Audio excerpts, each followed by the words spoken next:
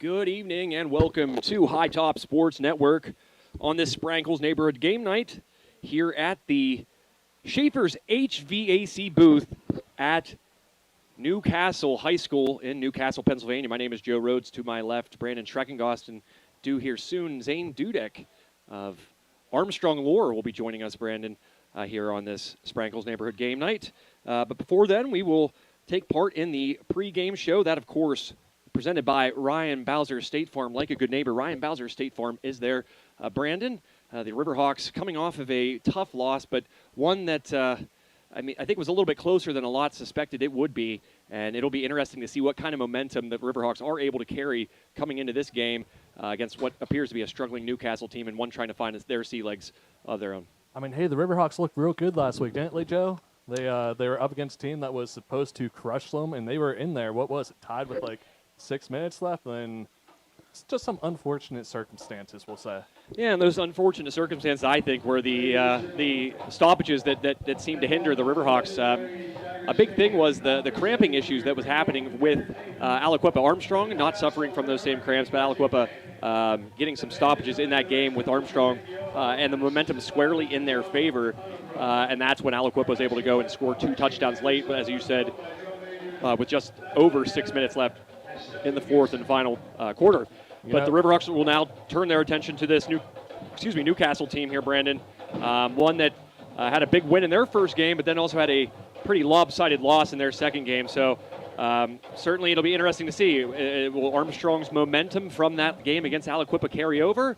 And is Newcastle going to be able to rebound and maybe kind of find the traditions that have made them a program here in Western Pennsylvania, noteworthy one at that, for decades.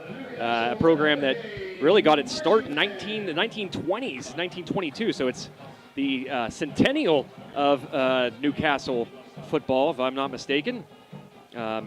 So a program with a lot of great athletes and a lot of talented players to come out of the area. So you know that you're going to see just that here tonight on the Newcastle side of things, Brandon. Yeah. I just got word that Zane Dudek has arrived. So okay, I like how we get a phone call. It's like when the president comes, like the eagle has landed. Yes. But Zane Dudek will be joining us here on this Ryan Bowser State Farm pregame show. If not for that, he will be here for opening kickoff. And that, of course, sponsored by Demond Chiropractic. I want to quickly thank these sponsors, and as I always say, folks, on our broadcast, they are the reason we're able to bring you these games free of charge here on High Top Sports Network, and we're really grateful for their contributions and allowing us to do what we do and showcase these student-athletes in the manner that we do. And tonight, those sponsors include the Richard G. Snyder YMCA. Thank you to all the awesome folks over there at the Snyder YMCA. I want to thank Sprankles Neighborhood Market, where you can hashtag #SaveOnMeat, Olson Chiropractic in West Katanning, Ryan Bowser State Farm in Ford City, Demond Chiropractic in Manorville, Shop and Save and Fuel Center at Franklin Village Mall. That is an awful noise in the background. That was. Steffi's Country Catering, that's the place where on Sundays when you're ready to get your grub on before the game, you call Steffi's Country Catering. UFP Parker, where you can find yourself a career and not just a job. Lernerville Speedway, make sure you check out their events here as the fall season comes upon us, and some big things still happening there at Lernerville Speedway, a great place for family and friends to gather. And AIA, Armstrong Indoor Athletics, a baseball and softball facility coached and managed by some fantastic baseball and softball minds. And last and certainly not least, Phoenix Physical Therapy in Laurel Valley and Katanning. We thank Phoenix Physical Therapy for their continued support of High Top Sports Network. And now I have the distinct pleasure of welcoming on one Mr. Zane Dudek. Zane, welcome. Thanks for having me, Joe. I'm glad to be here. Excited for this game. Glad to have you. And obviously, I think there's one storyline that I really wanted to ask you about. I wanted to pick your brain a little bit. Caden Olson, 91 yards away from setting the Armstrong County record for passing yards in a career. I didn't even know he was that close. I didn't know until today. I actually can't believe that number was that high. Yeah. Even though he's only played 2 full seasons, but practically 23 games. So I still thought he would have that record by now, but good for him. That's awesome. Being somebody that's set a lot of records and holds some Armstrong records himself, what's that feeling like on the eve and maybe going into the game where there's a possibility of breaking that record? Honestly, I don't think he's even thinking about it. When it came down to games where I broke records, I guess, I didn't know until after the game. Like the last game of the year, I remember my junior year when I knew how many yards I needed to get 2,000 because they kept holding it out of the booth up top, how many more yards I needed. But my senior year, whenever I needed so many yards to break like the regular season record, I just would learn afterwards if I got it or not. I would never. So my guess, he's not even thinking about it right now. That's the last thing in his mind. From everything I've heard, he hasn't told a soul, and whether it be in school, his friends, his teachers, nobody seems to know about it. Maybe Caden doesn't, but I'm sure he does. He's just, that kind of guy, and it kind of lends itself to what you just described about yourself, where he'd rather just kind of focus on the football, and when those times and moments come, then you kind of address it then. Absolutely. The best thing to do is stick your head down and work and then reflect on it later. I mean, he can reflect on it tomorrow morning, or he could wait 3 months after the end of the season to reflect on it. Now, he's a good enough football player, a smart enough kid where he knows now is not the time to think about that kind of stuff and focus on breaking records right now. He's more concerned about getting his team to 2-1 this week. And another question I had for you, Armstrong coming off of that tough loss against Aliquippa, a game that they were in until the very end, some things taking place there towards the end with the cramping and then slowing of the pace of the game that I think kind of maybe played a factor in it, or else we could be looking at a 2-0 Armstrong team coming off a win against the number one team in the state. So I know you're probably going to say, and most guys that are competitive guys like yourself aren't going to believe in moral victories, and they're not going to say that truly means too much because it's still a loss in the loss column. But what does a game like that do? What does it do as far as being at least a measuring stick and letting you kind of see where you're at in the early stage of the season? No, absolutely. They definitely know they can play with the big dogs the rest of the year. It doesn't even from here to if and when they get into the playoffs, they know they can play with the big dogs. They won't like we played McKeesport my senior year, and we played them early, luckily, because after that game, we knew we could play with the big dogs. So for them, that was big for them to be able to see they can compete with anybody in 4A right now. So, I mean, especially last week, I wouldn't say Aliquippa beat Armstrong. I would say that Armstrong beat themselves. Armstrong had too many penalties. They had drop passes that turned into picks down to the 1 yard line. Aliquippa didn't beat Armstrong last week. Armstrong beat Armstrong. That's a great point, Zane. You talk about that, even the miscommunications. You'd see where Caden Olson would be throwing the football and a wide receiver going the a different direction. It seemed like that was something that maybe you expected to kind of dwindle as the game went on, but you were still seeing those mistakes late in the game, and that was kind of surprising, I think, for an Armstrong team. As you well know, playing under Coach Frank Fabian, you fix those early and you take care of them early. No, absolutely. That's what I love Caden, but last week he didn't have his best stuff. And when you play a team like Aliquippa, you have to have your best stuff or you're going to lose. If your best player does not have his best stuff on a Friday night against one of the best teams in the state, you're probably not going to win that game. And it just happened last week that him and his receivers, his skill players, they didn't have their best stuff, and that's what hurt them last week. And to that point, how good is Caden Olson? Obviously a guy you've had a chance to watch at least from a distance, being in college for some of his high school career, and now getting a chance maybe to see him up close a little bit more.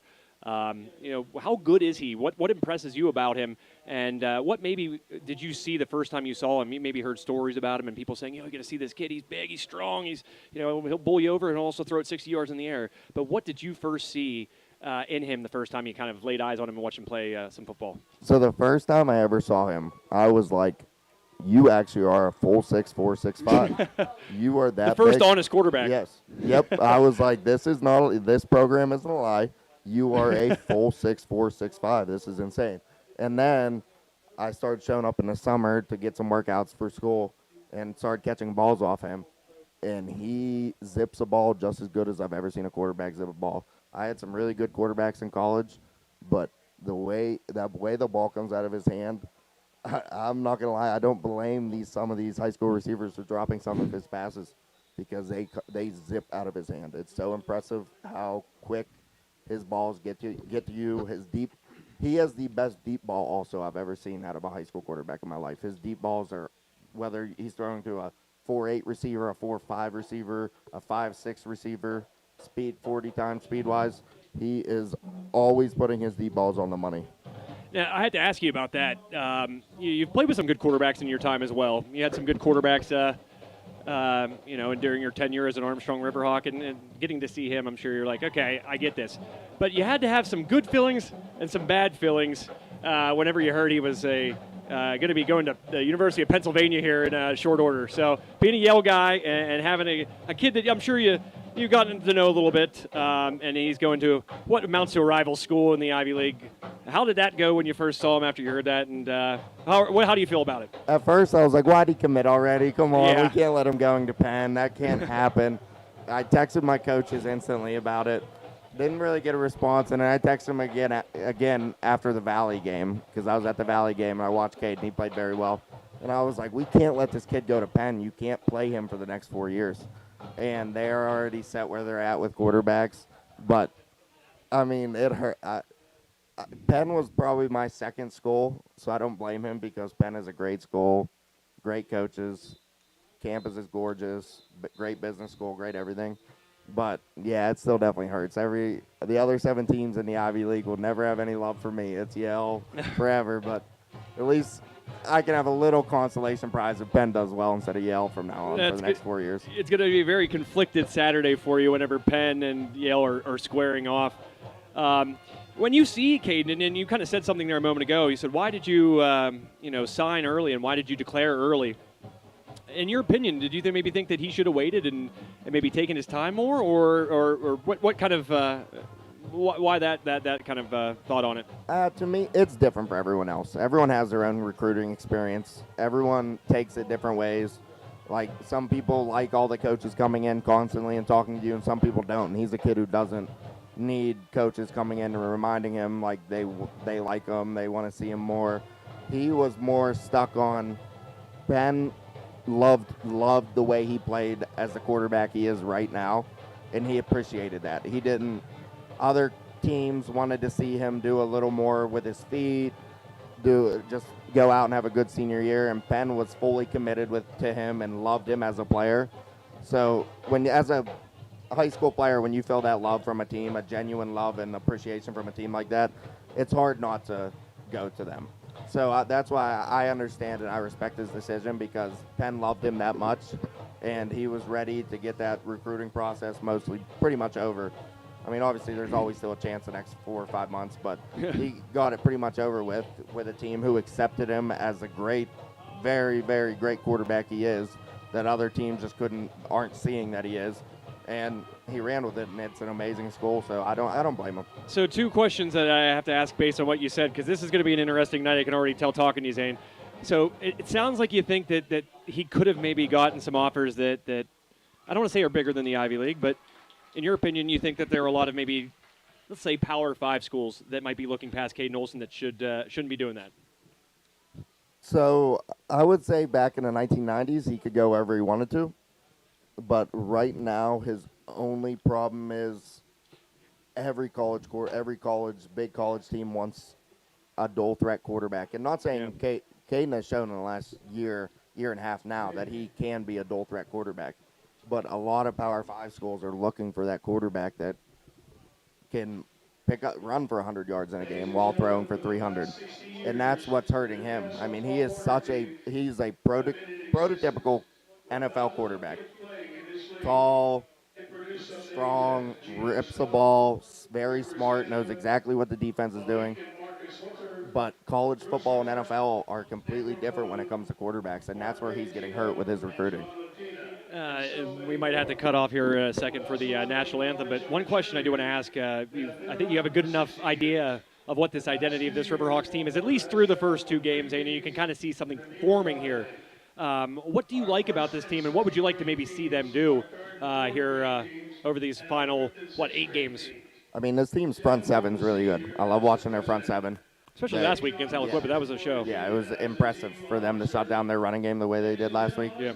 And obviously they sling the ball like no other. They don't care who's facing them, they still sling it.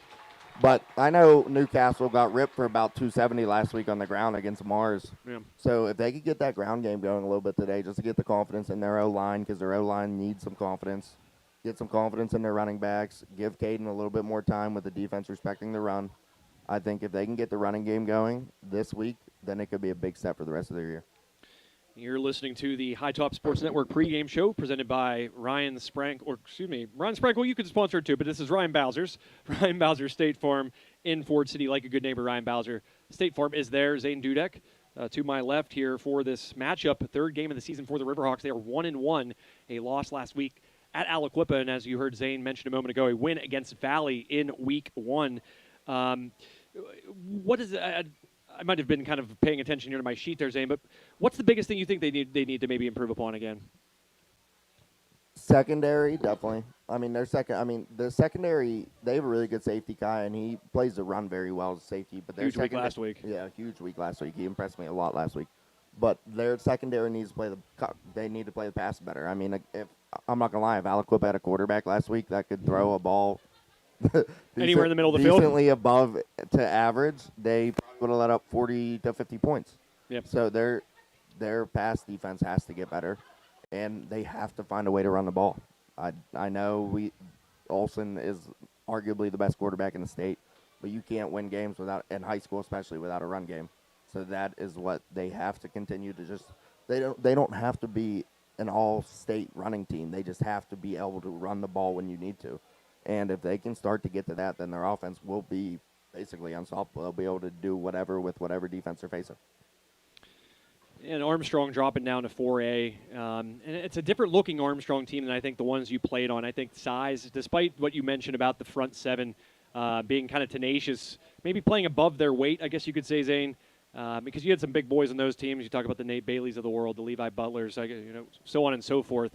Some really big bruisers up front. And Armstrong maybe lacking that kind of size, but kind of seemingly making it up with heart, I guess you could say. Do you feel like that front seven can kind of have the same kind of impact that those guys I just mentioned on your teams did? And is this the kind of front seven? And do you kind of have the big guys up front to maybe make a run if you're at Armstrong? On a defensive side, absolutely. I mean, they grind, they work, they play with their heart, exactly like you said. They don't care who's across for them. They have a freshman that's pulling guards up, and he's not even ready for it. Like, he's getting knocked back. I saw it twice against Aliquippa last week. Their pulling guard got destroyed. Just went straight back, and he had no idea that was coming, and that was from a freshman. And that's not because he's a super strong, big freshman. It's because he does not care who's lined up against him. He's giving them their all every play. So their front seven on defense definitely can stand up. Their linebackers want to play. Their linebackers want to hit. It just is going to come down to their front five on offense. It's can they protect Caden, and can they produce a run game? And that's, to me, that's what this team's going to come down to at the end of the season, when regular season playoffs, whatever, it's all done. It's going to come down to how did the offensive line progress and how did they play, because that is the part of their game that's the part of the team that they need the most focus on right now. They need them to play well. It's so often said at the pro level that the quarterback's the most important position. I think that's kind of undeniable. But I think in high school football, the line and having those big guys up front, that is the biggest thing that moves the needle, I guess you could say. If you have a bunch of hogs up front that can move and get you some yards and push some guys downfield, I think that it doesn't matter who's snapping or they're snapping the ball to, I think sometimes even. It's kind of interesting how you describe that, because despite not having the size as those guys that they're blocking for you and letting you break Whippeal records and doing your thing just a short time ago, these guys are kind of hopefully, and there's some youth there as well. There's a lot of turnover from last year as well. Hopefully these young guys come along quickly here, and for this Armstrong sake, these fans' sakes, and Caden Olsen's, of course, too, as the Hurricanes take the field. Zane, did you play Newcastle? I don't remember. I never played Newcastle, but I know they've had some really good players come out. They had the Hooker boys. Yep. One played for the Colts, went to Ohio State, played for the Colts, was really good, got injured. Then they had another one go to Ohio State, and I was just talking to my dad, and he's playing somewhere else right now. But they've had some really good athletes come out of this place, so I'm interested to see what kind of athletes they have on the field tonight. Yeah, that's kind of what I said to Brandon here on the earlier part of the pregame show, the Ryan Bowser State Farm pregame show. The thing about them is whenever you have the reputation for producing athletes like they do, despite their record and despite maybe some of the struggles that they've appear to have had here early on, all bets are kind of off when it comes to a school like Newcastle where you get those kind of athletes. As we're going to take a pause here real quickly for the national anthem here at Newcastle, PA at Taggart Field. We'll be right back.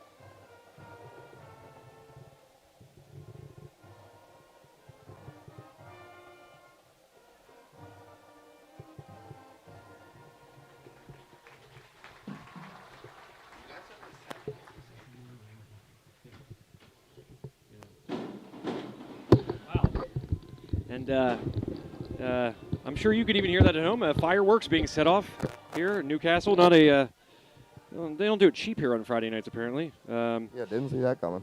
No, not at all. Zambelli making some good money off of these folks here in Newcastle. But an interesting venue. I always kind of I like the nostalgia of these old stadiums. I don't like that they don't have internet half the time. But I certainly do like the nostalgia that comes with some of these stadiums. This one a little tight. I said it's about this for where we're standing in the room behind us is like about maybe a good foot. So it's like I feel like it's like one of the halls in the Titanic. I mean, we're like best friends right now. Yeah, right. But yeah, not a lot of these left in the Whippeal really. No, I like their marching band section a lot, and I like how they have their own little thing up there in the corner. Yeah, no doubt. That's a kind of an old school thing. I know Kiski, their old stadium, used to have that. Now they're obviously right there at the school. And that's another thing we were talking about, actually, Brandon and I on the way down here. You don't see too many teams, and you were actually one of the rare schools to do that for at least a couple years, that actually play at a field that isn't located at the school itself, or you guys still played it. Yeah, the Riverhawks playing at Red Oldham Field there for a couple years. That's actually very funny because, so I came up here with my dad and a couple of his buddies, and our first objective was to find the field just to make sure it was by.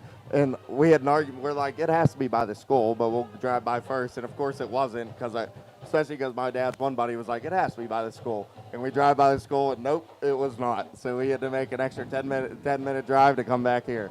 So it is definitely different. It is definitely different. Not many schools do it anymore at all. No, and I can think of, my knowledge, I can think of two, and they're both not even in the Whippeal. Like the Portage, who we covered a playoff game there last year. It's a very old stadium that was built during the Great Depression to get guys something to do. Yeah, it was kind of a neat story there. And then the other one would be Homer Center. That's also District 6 as well. But, those District 6 guys, what can I say? Yeah, I can't think of any schools in the Whippeal anymore that I played in high school that those high schools not beside. I'm not sure about Thomas Jefferson. I remember their field. I remember their school. I don't remember. I don't actually recall. That's the sad part of your senior year. I went to, I think, 2 games of yours. I know, right? The look on your face, you're like, what do you do? What were you doing instead? You know what I was doing? I was at West Shamokin. Fun time to be alive. Yeah. Fun time to be alive. I was just getting on my buddies about that this week. You know what game I was at? It was the last game. Gateway game. Yeah. No, the playoff game. Yeah. Gateway game. Yeah. That was a tough one. And I felt somewhat personally responsible. I hadn't been to very many games before that, and there I was. I'm attending, and you got hit pretty hard there, right in the sternum. I remember seeing you on the sideline. That's a look I'll never forget. You could just tell you were constantly holding this cringe, like you were just biting your lip the entire time, and I didn't want to be in your shoes. I'm just very glad that I finally have someone to put the blame on for that game because ever since that game, I've not been able to think about that game without a pit in my stomach because I know that we could have done some special things that year. But, yeah, that was one of the most pains I've ever been in. I was clenching on the sideline the whole game trying to just breathe. So that's one I try to forget about. And that will about wrap it up. Oh, I'm sorry. Trying to get our computer here all squared away. Zane, kind of give me your final thoughts here. What should we look for here tonight? What would be, if Armstrong is doing things the way you think they should, what will we see here early on? And what do we not want to see maybe from the Riverhawks here? I mean, Fabian's going to have Caden slinging the ball like he always will. I would like to see the run game a little bit more, but when you have a quarterback like that, he's going to be slinging it. Their biggest thing is they cannot have stupid penalties and stupid turnovers. That's why they lost last week. They had all the business in the world in winning that game last week, and they cost themselves that game. I don't think their defense is going to let up many points tonight. I think their offense just needs to get 21, 28 points on the board, and they should be good to go that way. So I'm looking forward to seeing how the Armstrong offense works against some of these athletes tonight. And having so much fun up here talking to Zane, it just dawned on me we don't have rosters, Zane. So, yeah, maybe you can see if we could copy off these nice gentlemen next to us. They've been very friendly with us here. And that was, just want to wrap that up, the Ryan Bowser State Farm pregame show with yours truly, Zane Dudek and Brandon Schreckengoss. Thank you for tuning in, and thank you, Ryan Bowser State Farm, for your support of High Top Sports Network. Now the coin toss. It looks like the Riverhawks. He always receives here. I'd be very surprised. They defer? You defer? Wow. Fabian defers now? Wow. We're going to have some questions to him about that. I actually wanted to defer against Gateway my senior year in the playoffs, and he said receive, and we received, and I got hurt, so it's kind of his fault. Yeah, it's that's an interesting thing. Like, how do you decide what goes into that? That thought. Most teams you defer. Nowadays, you want defer, the ball, right? You want the ball coming out of the half, but when you have a really good offense in high school, if you can get out and score the first touchdown of the game, that makes a huge difference. Sets the mood. So I'm going to try to get this all squared away with the rosters for you.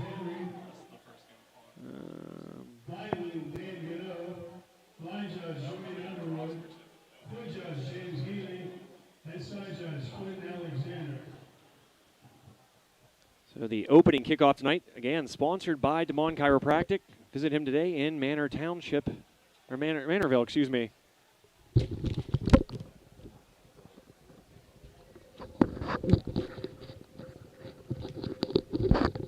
So we'll work on the rosters here.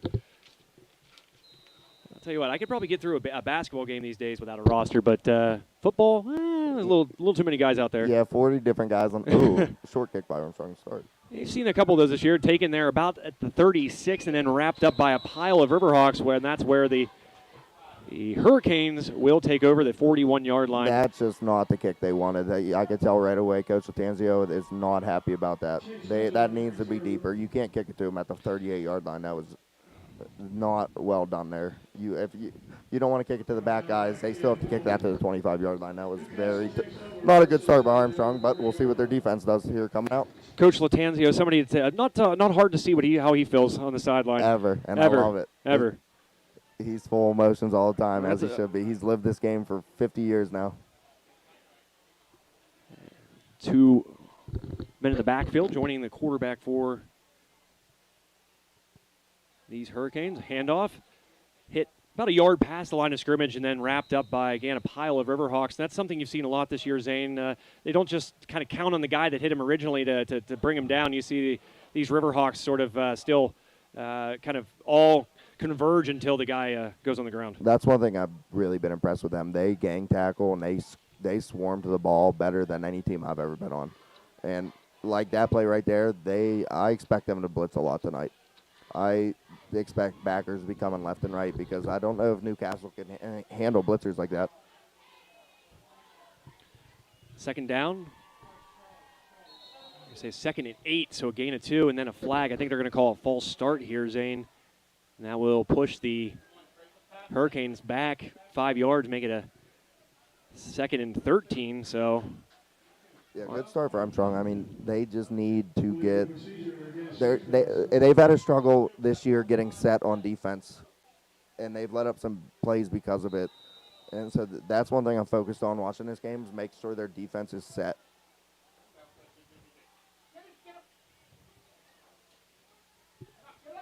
Second and long, man in motion. Again, quarterback's going to roll out that way. He's going to throw left-handed, tipped, and then almost picked off by the man behind Ian Olsen.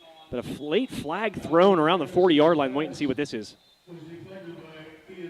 But again, they didn't handle the motion, and they had a guy on an out route wide open at 12 yards, and we got lucky that our corner covering a flat route got a hand on it. That was a first down on 2nd and 13.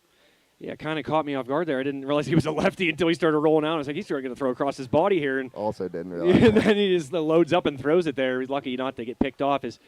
Ian Olsen really coming on. He's been impressive, too, in the early parts of this season for the Riverhawks, especially on defense. He was my player of the game last week, despite some awesome performances from Dozick Zablocki, kind of the heart and soul of this defense, along with who you mentioned earlier, Kai and Klein. He really seemed to have taken a step forward last week as well for Armstrong's defense. Yeah, Olsen did play very well last week. I was very impressed. That's the first time I really got to see him play in a big game. But if he keeps playing like that, their secondary can get put together, but they just can't let plays like that happen. I mean, this penalty looks like it's against Armstrong, but that should have been a 12-yard gain. But we just because Armstrong cannot get their coverage set when they're in motion right now. Their defensive calls are coming in late, and they can't get them communicated across the board. Yeah, good call there, Zane. And it's. Oh no, it's going that way. Wait. Or is it offsetting? It looked like they did. I think because you saw them kind of moving here from left to right. And so, the ref pointed wrong. Okay. The white app pointed wrong. So yeah, defensive holding, and that kind of goes to your point there, Zane. Just not not ready for the play almost, and holding the man downfield, and you can't help the quarterback there, especially when it throws off the mark like it was there. No, you cannot. Exactly. It's just like last week. Got a lot of pointing and moving here. Okay, this is. Just I'm very all messed confused. up. All right, we're heading the other direction now. It must be offensive holding. All right, yeah, we got offensive holding there, not defensive holding. Okay, so that changes things. So that definitely changes they just things. want to take a little trip. They're going to say a second. Nope, Go out the field a little. This is just one where you can't let them get 15. Let them get 5. Man in motion, going to hand it off, and then stacked up at the line. First hit by, looks like, whoever stood up there quickly. That's Chrisman. I believe Jackson Chrisman, the first man there, and then helping wrap him up was number 70. That would be the one and only Ethan Chrisman. So their front set, Armstrong's front 7 is still proves to be very good. It just they cannot handle motion. They have too much confusion on the back end. What is this Caden Olsen formation we've been seeing here? Caden Olsen now on the field playing safety that far side. Yeah, this is a 2-man. This is for 3rd and long situations, 2-man. So they man up everyone. They man their 4 receivers up, and they have two safeties deep. And since Caden's very tall, they like to play him deep. Since he's smart and plays the sticks well. Nice run after the catch there. Sure, the sticks are on this side. That thing is going to still be well short. They're going to mark it right past the 45. The first down marker right at 5 to go. Yeah, midfield. Yeah. Thank you, Brandon. Bringing the punt unit on here. That's exactly what Armstrong needed. Yeah. Buddy. That's exactly what Armstrong needed to do. They just play their 2-man. They let underneath stuff go, and then they rally up and make a tackle. That's how you're supposed to play that defense there in 3rd and long. So the Hurricane will punt on their first possession back deep for the Riverhawks as Ian Olsen. This snap low, but gathered in and punted away. And Olsen will gather this one in. He'll have some time. He's going to cut it out to the right side. Try to cut it back inside, but wrapped up and taken down around the 31-yard line. And that's where his brother in the offense will take over here with, I got to go out the door, 9:31. There's a giant steel pillar in the way. That's okay. That was encouraging to see. Last week early in the game, they did not want to catch Aliquippa's punts. And in high school, you have to catch punts, whether you fair catch it or return it, or you have to catch them or you're going to lose 15, 10 yards. And that was a big issue last week with Armstrong. So I'm glad that I can see they worked on that this week in practice because you can't afford to lose those 15 yards. So on this Olsen Chiropractic game night, it'll be Caden Olsen in the shotgun to start for the Riverhawks. 3 receivers to his left, one at the top of the screen. Normally you'd see Isaiah Brown there, but instead Brown will be the bottom man here on this 3 wide receiver set in the bottom. Instead it's going to be a handoff, kind of a delayed draw. And then a fumble, put it on the ground. He fumbled, and it's going to Newcastle. And Newcastle scoops it up. Not how you want your first offensive play to go for the Riverhawks. A turnover and an advantageous field position for the Hurricanes. That's just a tough one. I mean, he has a 4 or 5 yard gain there. That's your only thing you have to do is just hold on to the ball, and you got 2nd and 5 and exactly where you want it. Those exactly what I was talking about in the pregame. Armstrong cannot have these SIWs, self-inflicted wounds, turnovers and penalties. That's killing them. They cannot afford to do this. Well, especially in your own territory, that's going to really be something. Look what happened last week. They had the turnover, balls spotted at the 1 yard line after the interception return by Donovan Walker against Aliquippa. And you got to be real safe with the football, as you well know, on this side of the field. And whistles blow here again. The worst thing is, I talked about they need to run the ball. I can tell you one thing, fellas, everyone watching this game, you will not see many more run plays after that. There will be a lot of passing plays. And rarely do you say that it's safer to put the ball in the air, but when you have Caden Olsen under center. Yeah, coming from a running back, you will see plenty of pass plays the rest of the way. So now the Hurricane on their second possession, a little delayed handoff there, but Riverhawks swarming once more, maybe a gain of maybe 1, maybe 2, Zane, for setting up a 2nd down and 8. Newcastle's trying to run some option plays with their quarterbacks, double reads, and Armstrong's too tough up front that they're not going to be able to move the ball if they're going to keep trying to run the ball. The only way they're going to be able to move the ball is if they can throw the ball. If they keep trying to stick to this run with their quarterback and running back, it's not going to work out. It's going to be 3 and outs left and right. In the shotgun. The lefty's going to scramble now. He might have to throw across his body, except he's going to throw took a shot, too. And that nice one play. Knocked down, and he did take a shot. Indeed, he's on the ground. Looked like number 11 for the Riverhawks. That is, again, we have a roster here. Zay, number 11. Well, you know who that is. Nope, they're not on the roster. Here's the number 12. Well, that's Dosick Zablocki. We should know that. And then, but Jack Valasek made a huge play in the end zone. He got one hit. That guy, I wasn't sure if that was going to get just over Jack Valasek's hand there in the end zone and be a touchdown because Newcastle did have a guy back there, but that was a great way to play the ball. And that's one thing that younger, inexperienced corners and safeties have to do. You have to go up and play the ball. That was a touchdown. I'm going to plead ignorance here. Dosick Zablocki wearing his 3rd different number of his varsity career, wearing number 12 last year, down to 11. And the whistle blows. Going to get a delay game here, it looks like. It's a tough throw for a lefty, too, boys. Oh, yeah. Yeah, and he took a shot. I'll give the quarterback that. He got up, but he took a shot. Yeah, taking the shot there, as Zane mentioned, was number 3, Mike Wells, quarterback, and also safety. They've listed at 6'3". Who? Yeah. The quarterback. Yes. All right, we'll give him. No, number 3. Not number. You're looking at number 8 now. No, number 3 over there. I don't know. It's hard to tell over there. I'll give him 6 foot. Okay, and this is Armstrong just can't let them throw a 6-yard pass and make the tackle. That's all you have to do here. They're not going to their 2-man here. They're just going to probably run a cover 2, cover 4 here, and they're just going to let it dump here. Clock's probably 8. 4 down territory if they pick up half of it. 3rd down and 10. Lefty's going to scramble. Is going to try to break free. Jukes a couple guys. Gets outside. Past a couple defenders and then runs out of bounds at around the, we'll say, 37-yard line. Going to be a 4th and 10. Probably going to send the punt team on at this point. He didn't pick up enough. And you probably should, though. Well, looks like they're going to keep the offense out there. It's looking like he didn't pick up anything. Which is, I don't know. To the scoreboard. Yeah. He lost some yards. No, it was It's 4th and 12. It was Yeah, they didn't change. Yeah, they hadn't changed the. So it was 3rd and 15 right before that. Real good chance to really. False start. The scoreboard wasn't up to date. It had 3rd and 10. Yeah, it was the delay game where it was 3rd and 15. They're going to go for this. I wouldn't be surprised to see the quarterback kick this, but timeout. I think it's interesting how they keep rolling him out to the right.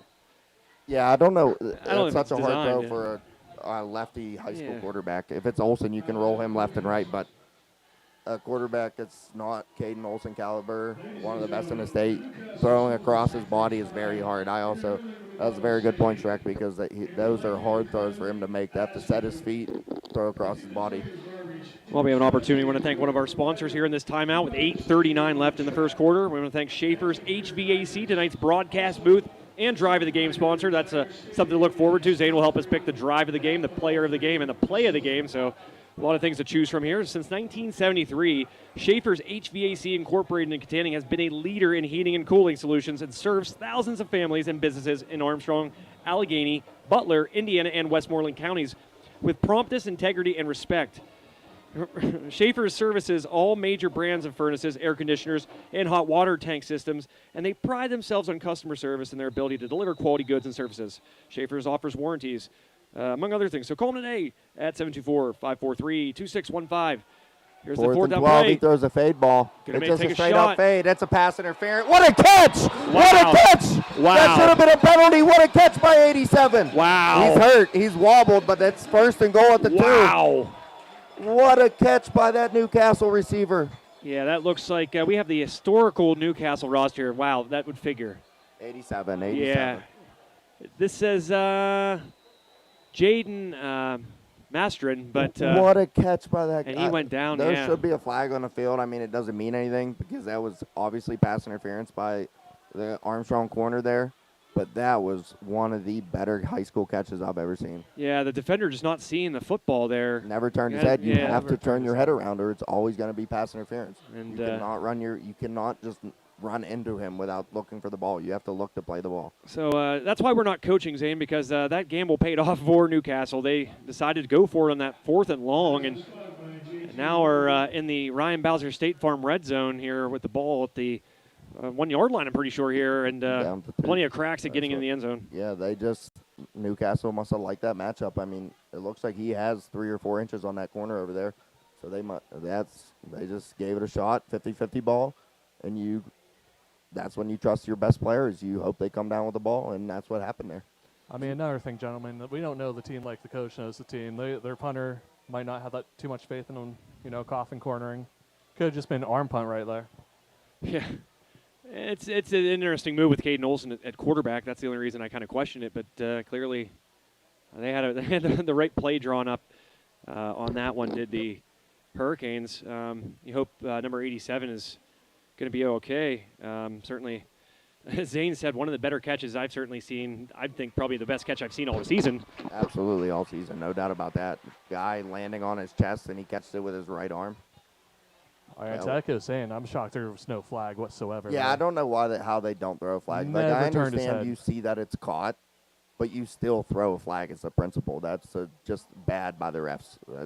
I don't care if the ball is caught. You throw the flag still. So a 1st and goal. They're going to say at the 2 yard line. So I mean, this is still plenty of cracks. definitely no give me touchdown here because Newcastle still has to be able to run the ball, and I don't know how with this goal line that Coach Hooks has this Riverhawk defense running. It's going to be tough to get 2 yards here. My guess it's going to be some kind of off. No, he's under center here. Yeah, the quarterback Formation. number 3. See if we can get a better roster on here. Ball snap going right outside, but driven back.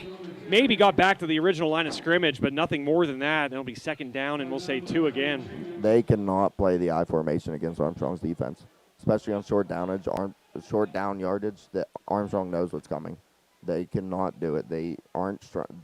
Armstrong is way too aggressive up front compared to their offensive line. They have to run some kind of option play with their running back and with their quarterback and give him a choice to run the ball.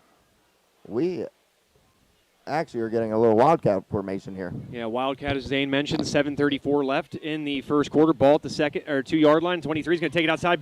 Gets past the first tackler, drags Right back at the 2. another tackler, but yeah, maybe gets a half a yard at most there. So the Armstrong defense, Zane, I wanted to ask you, are you at all surprised with how stout they've been here this season? What's big for them? Coach Hook's a great defense coordinator. He knows how to put pressure. He knows how to fill gaps. And then big for Armstrong is Coach Mack, defensive line coach. He gets those kids fired up like no other. So those are both two big contributors to this defense, along with the players, obviously, but 2 very good coaches. Newcastle trying to shake a 51-7 loss to Mars. Yeah, play action. Yep. Quarterback's going to roll out. He's going to As- throw. oh, he a little overthrew high and him. overthrew the receiver in the corner of the end zone. He had a chance there, and the Newcastle coach is incensed. They're going to go here. Of course, yeah. If they're going to go for 4th and 10 from the 40, I think Wow, he had him pretty much wide open in the corner. He also probably could have ran it in if he wanted to. Yeah, I think he kind of rushed it a little bit there Yep. too. But nonetheless, you kind of called it there, Zane. The Armstrong defense, able to hold down the fort here. I knew this 2 yards was not going to be easy for them. Time of possession so far here. Their only way to get in is if the quarterback scrambles and gets in. 6:46 left first quarter, and this has been all They got Newcastle with the football. Armstrong has confusion on the defensive backside. He has to run it in. I told you it's the only way they score. He can just It's He's the going to only way they try, score. and he's able. He He's get wrapped in. up. Dozik's a What a blocky. play. Dozik's a blocky like he has all season long, coming up huge in a big moment, and that's a turnover on downs. The Armstrong Riverhawks leading tackler from a season ago does it again. And Armstrong's going to get the ball at the 1 yard line, but that was a very not good play by their quarterback, by Newcastle. He kind of dilly-dallied his way to get across the paint, or if he just sticks his shoulder down and runs full speed, he gets across. Yeah, kind of I'm very indecisive. surprised he didn't score there. That should have been a touchdown, Newcastle. Yeah, it didn't seem like he 7-0. was sold on going there. It's like he was hoping something else would develop, and maybe just a couple cracks from that Armstrong defense scaring him a little bit there. And that's what you could hear me saying, just walk it in, just go in, and he could not be decisive. Armstrong's going to come out in their huddle. Probably going to be a toss.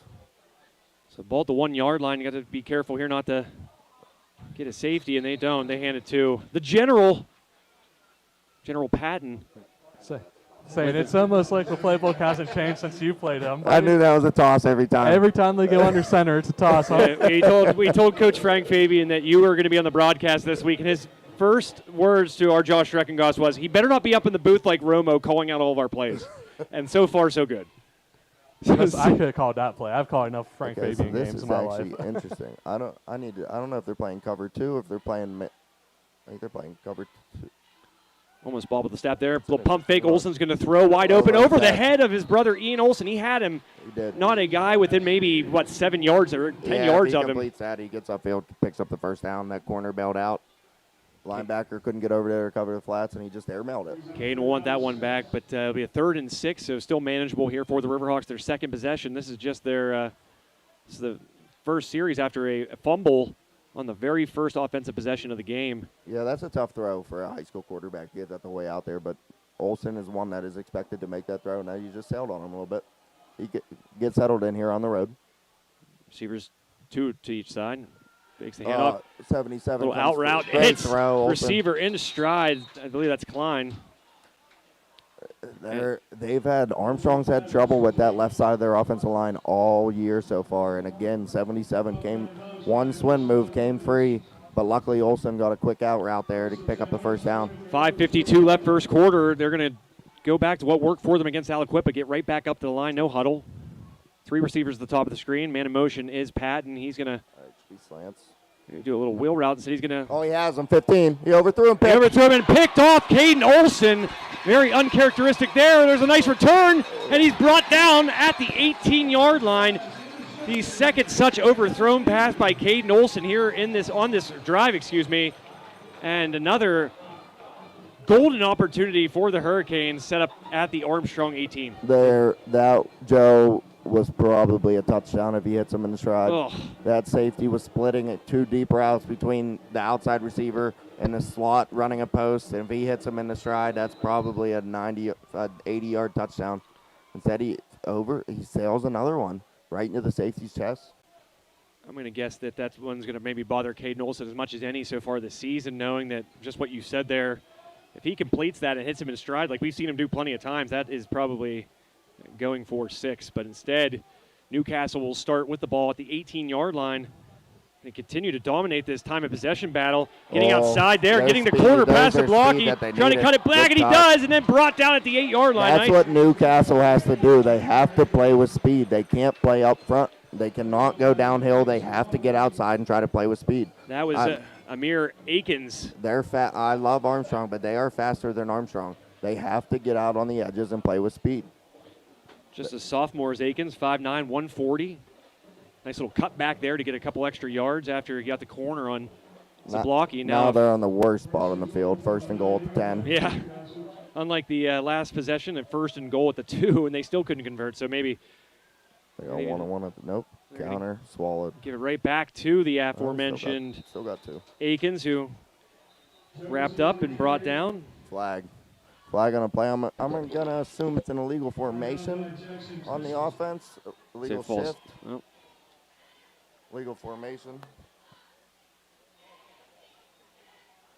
So So penalties becoming a story here so far, Zane. Yeah, legal formation. I mean, that's killing Newcastle. That's their third 5-yard penalty off just pre-snap. I mean, that's a pre-snap penalty. Illegal formation. They can't afford to do that against Armstrong in the red zone. And as Anywhere you on the mentioned, field, let alone the red zone. the red zone again, the Ryan Bowser State Farm red zone. Like a good neighbor, Ryan Bowser State Farm is there.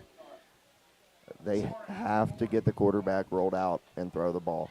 And if he can run, he runs. If he throws, he throws. They cannot keep him in the pocket or run it up the middle.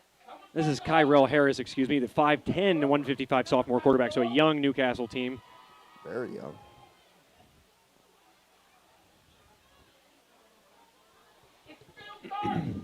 .445 left here, and we're going to say 2nd and 14, ball at the 14-yard line.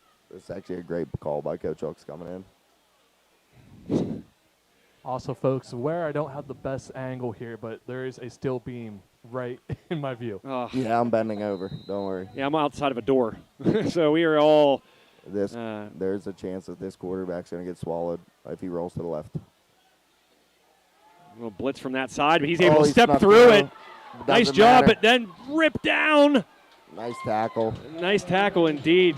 That was a really good play call by Coach Hooks. Yeah, that was he knows that they have to roll him out for them to be successful, and he sent the blitz right to where he was rolling out, and he could squeak past the first guy, but he cannot squeak past everyone on that edge. Ethan Chrisman there on the tackle. As you said, kind of got a paw on him, and that's all he needed to wrap him up and bring him down. But he did do a good job there initially, stepping through and moving up in the pocket. And still, this Armstrong defense, too good, and able to collapse on him. And now it's 3rd and 16. Yeah, I think that's wrong. Yeah, 3:56 left, though. 0-0 game here in first quarter. And really, Armstrong, 2 turnovers in their first 2 drives, and still managing to keep these Hurricanes off the scoreboard thanks to that defense. That need to pick up half of it. And their routes are barely running. Oof. Their quarterback has to do it all. Nice job there. Guess who? Ethan Chrisman. Able to wrap up the quarterback. That was just very bad effort by the Newcastle receivers. They all came off the ball jogging. That was just very easy by Armstrong, and their front seven's going to handle them every day of the week. Newcastle cannot fall asleep for any play this game, or Armstrong will, on defense, will swallow them up. So another 4th down opportunity for Newcastle. They've gotten It's 3rd, Hooks. 3rd down, excuse me. That penalty, that illegal shift penalty that they took, Yes. the scoreboard never fixed, but that fixed. So a 3rd and 17, 3 minutes left here, first quarter, and a god-awful noise They coming. got to take a shot. You got to take a shot. Ball snapped. They do take that shot, Zane. And up They is got back him, too. over the Touchdown, hand of yeah. Jack Valasek. They got a wheel route from their slot receiver. Just got past Valasek. Almost got his hand on it like he did earlier in the end zone, but instead it was a couple inches over his head, and touchdown Newcastle. Tyler Leakins with the grab there. And that ball, one of the better thrown balls we've seen tonight from Harris. Able just to kind of drop that one in right over the outstretched hands of Jack Valasek, 4-6. So Newcastle the first to strike here with just under 3 minutes left in the first quarter. Armstrong going to have to correct those turnover issues. This one could go south pretty quickly. It's exactly what my pregame was for Armstrong. You cannot turn the ball over, and you cannot have penalties, and they're turning the ball over right now. That's the only way they lose this game is if they have stupid penalties and turn the ball over. And they have turned it over twice in the first quarter. Coach has to settle Olsen down and get that out of his head. He has to have a short memory. Has to be a goldfish here, that 10-second memory, because he has to come out. I mean, they can score against this team. It just trust his reads, trust his arm, and don't get too worried about the score right now. It's the first quarter. Yeah, 7-0 your score here on this Olsen Chiropractic game night. Want to take an opportunity to thank another one of our wonderful sponsors. That, of course, Des Moines Chiropractic Center, opening kickoff sponsor in the fourth quarter. Sponsor here today. Are you suffering from hip pain, sciatica, burning, or leg or tingling in the feet? Des Moines Chiropractic can and will help you get back to a more active and normal life.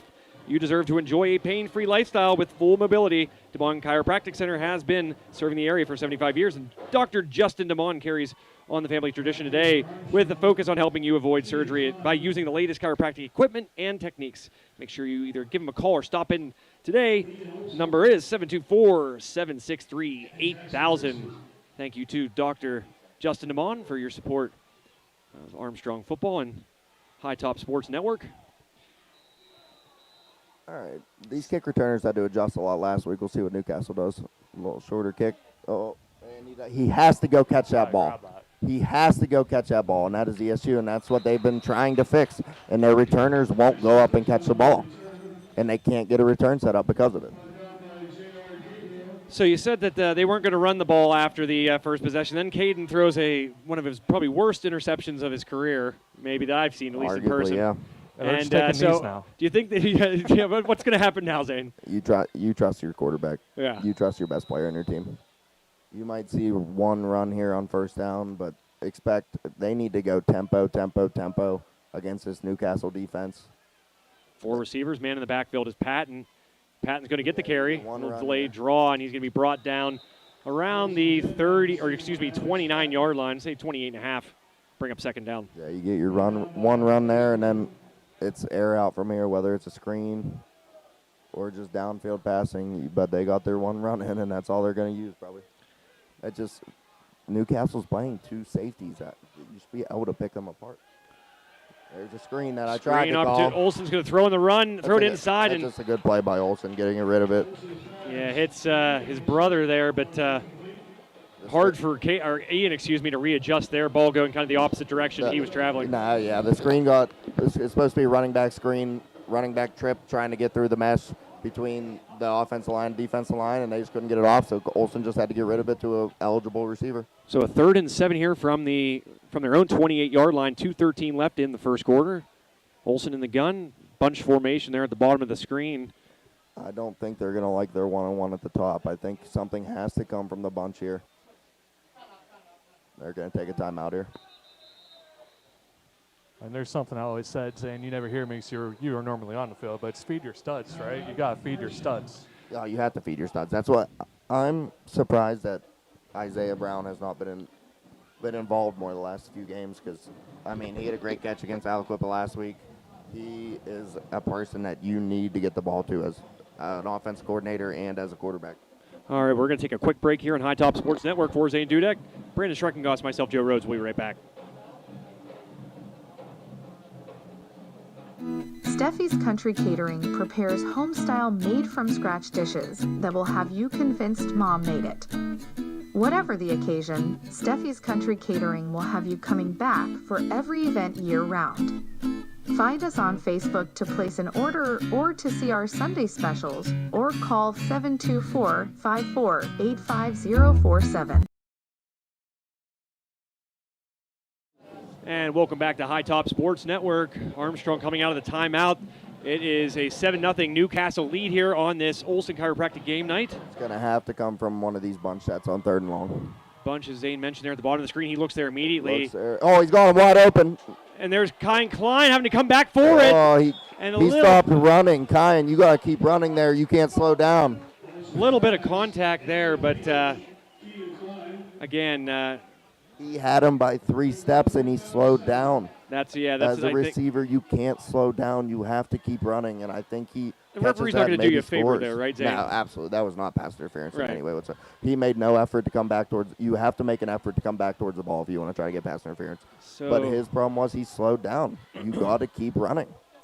So another. The score says 28-0 Hurricanes. That's not right. Snap over his head.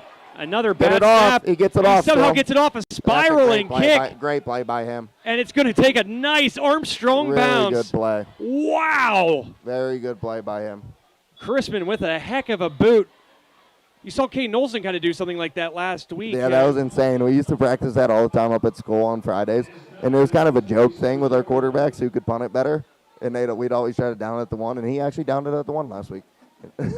But that was a great play by him. Heads up play, snap over his head, didn't panic, picked the ball up, saw he had time, and booted it away and flipped the field.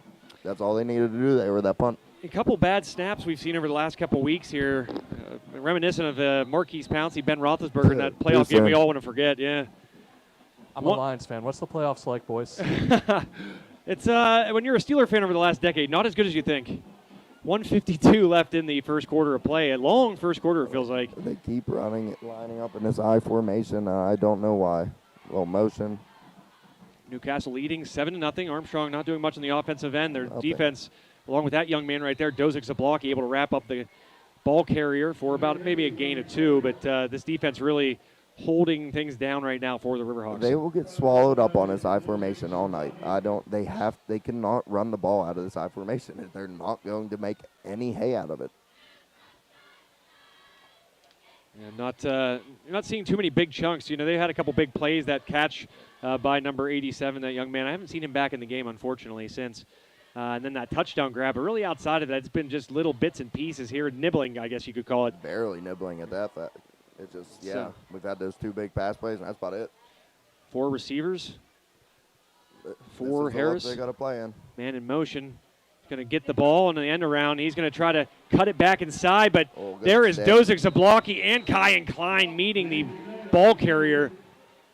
That's how you. Oh, and we just get a personal foul, and I think it's on 88 on Armstrong Yeah, it looks that after way. the play. It's a stupid penalty if it's on Armstrong. Stupid, stupid, stupid. Yeah, if that is the case, the player you're alluding to there, Zane.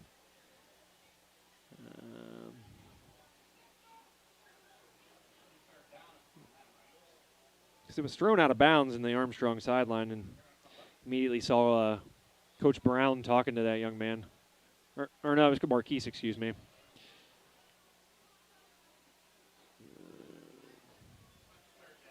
I hope it goes both ways. That's Connor Jacobs there, would probably be the culprit on the play. I'm curious if it's both ways. Oh, okay. It is both way. Okay, it's a both way penalty after the play. So yeah, It just Armstrong cannot get involved in that. Newcastle will do stuff to get under your skin like that, and they cannot retaliate. 15-yard penalty on Newcastle right there, and it would be 3rd and 30, 3rd and 25. Said it's 3rd and 9.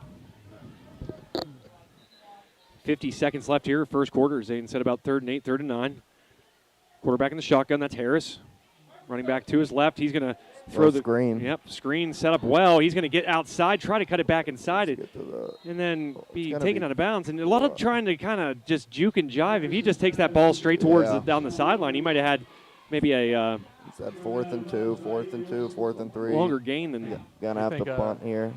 I think Newcastle goes for it here. They've been pretty successful on 4th down. I mean, they're in their territory, so it'll be interesting. They should punt this. Unless they don't have a good punter, there should be a punt every day of the week.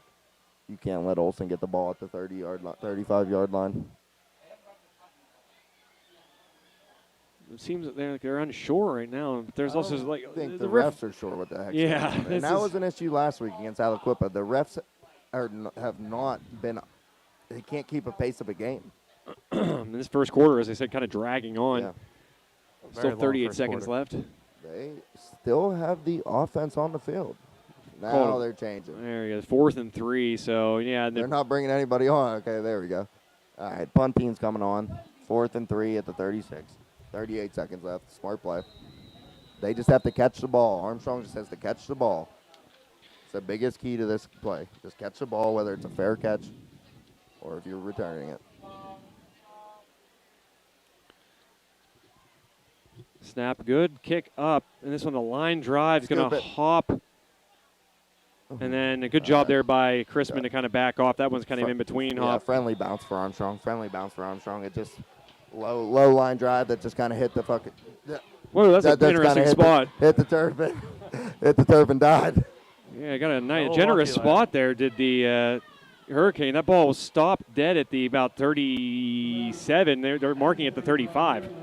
But probably the best field position Armstrong's had here so far today, and they need it after some very fruitless drives here thus far on the offensive side of the ball. They got to get something going here. They're down 7-0. Probably one play until the end of the quarter. You can't. If Newcastle's all confused on defense, I don't know why the refs are giving them timeout. Newcastle. I was going to say the refs should not be giving them this much time. So we've got a timeout. So a timeout by Newcastle. We, too, will take a timeout here on High Top Sports Network. We thank you for your viewership here tonight on this Olsen Chiropractic Game Night on High Top Sports Network. Stay tuned. We'll be right back.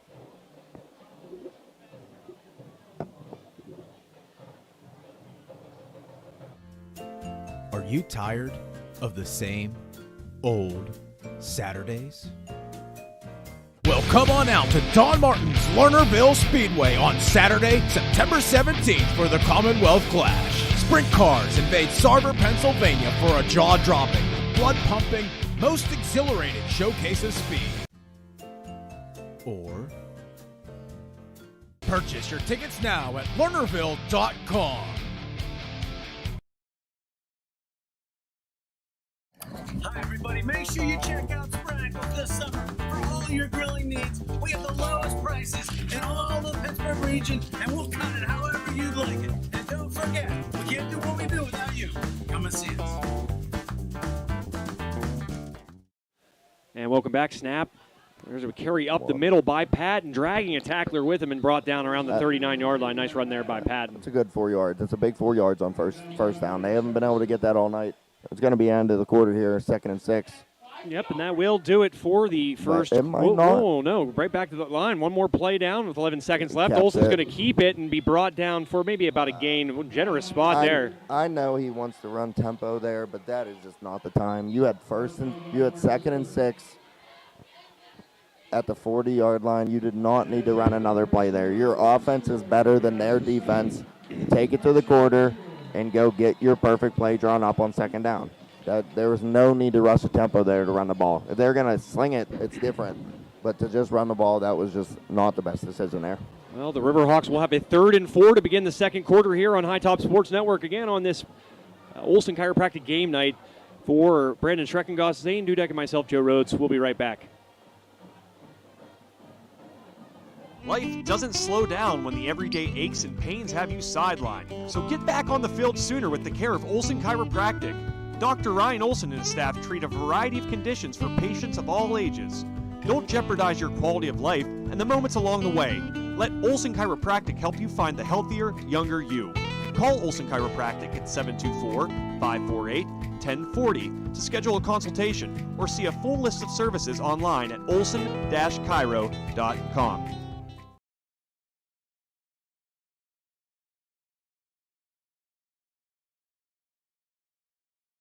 Armstrong Indoor Athletics, located at 132 South Grand Street Avenue in downtown Katanning, offers a state-of-the-art training facility and top-tier instruction by experienced coaches to help turn your youngster into the best baseball or softball player they can be.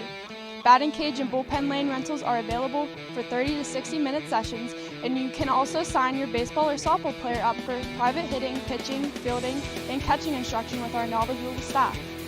Be sure to visit Armstrong Indoor Athletics online at aia.team or call them at 724-599-9761 for more. And welcome back to High Top Sports Network. There's a Nice snap. Option play. Olsen's going to keep it, spin down, and be brought down just shy of midfield. We'll say the 48-yard line. So Caden Olsen kind of getting involved now in the run game. That's been a good quarter. play for them this year so far. That option play has worked out well. Caden's very good at reading that defensive end, whether if he's just giving him a shade outside to keep it and take it north or pitch it. So that's been a really good play for them. This is the second quarter presented by Richard G. Snyder YMCA. Check out their golf simulator today. Zane, I'm sure you've been have you tried it yet? No golf simulator yet for me. Pebble Beach, man. Down there. Pebble Beach, Torrey Pines, you can play it all. I don't want to embarrass myself with my swing right now. I actually heard from somebody that you were complaining about your golf game. I'm sure you probably go up and beat me by 7 strokes, so you're good. Wait, Zane, can I actually beat you at golf right now? It'd be pretty close. I'm pretty terrible. That was a good draw by Olsen. I like that draw play that they run. They use that a few times, 4 or 5 times a game, and it's very, very effective for them. They keep getting one-on-one at the top of the screen, at the top of the field, I guess, screen on there. And it's Isaiah Brown, so I wouldn't mind them taking a chance on that one-on-one. And a flag here. What are we going to We're going to get a flag. False start. That better be on the lineman because that shift was legal. Tell him, Zane. I can't hear him. Yeah. They're both allowed to motion as long as they get set.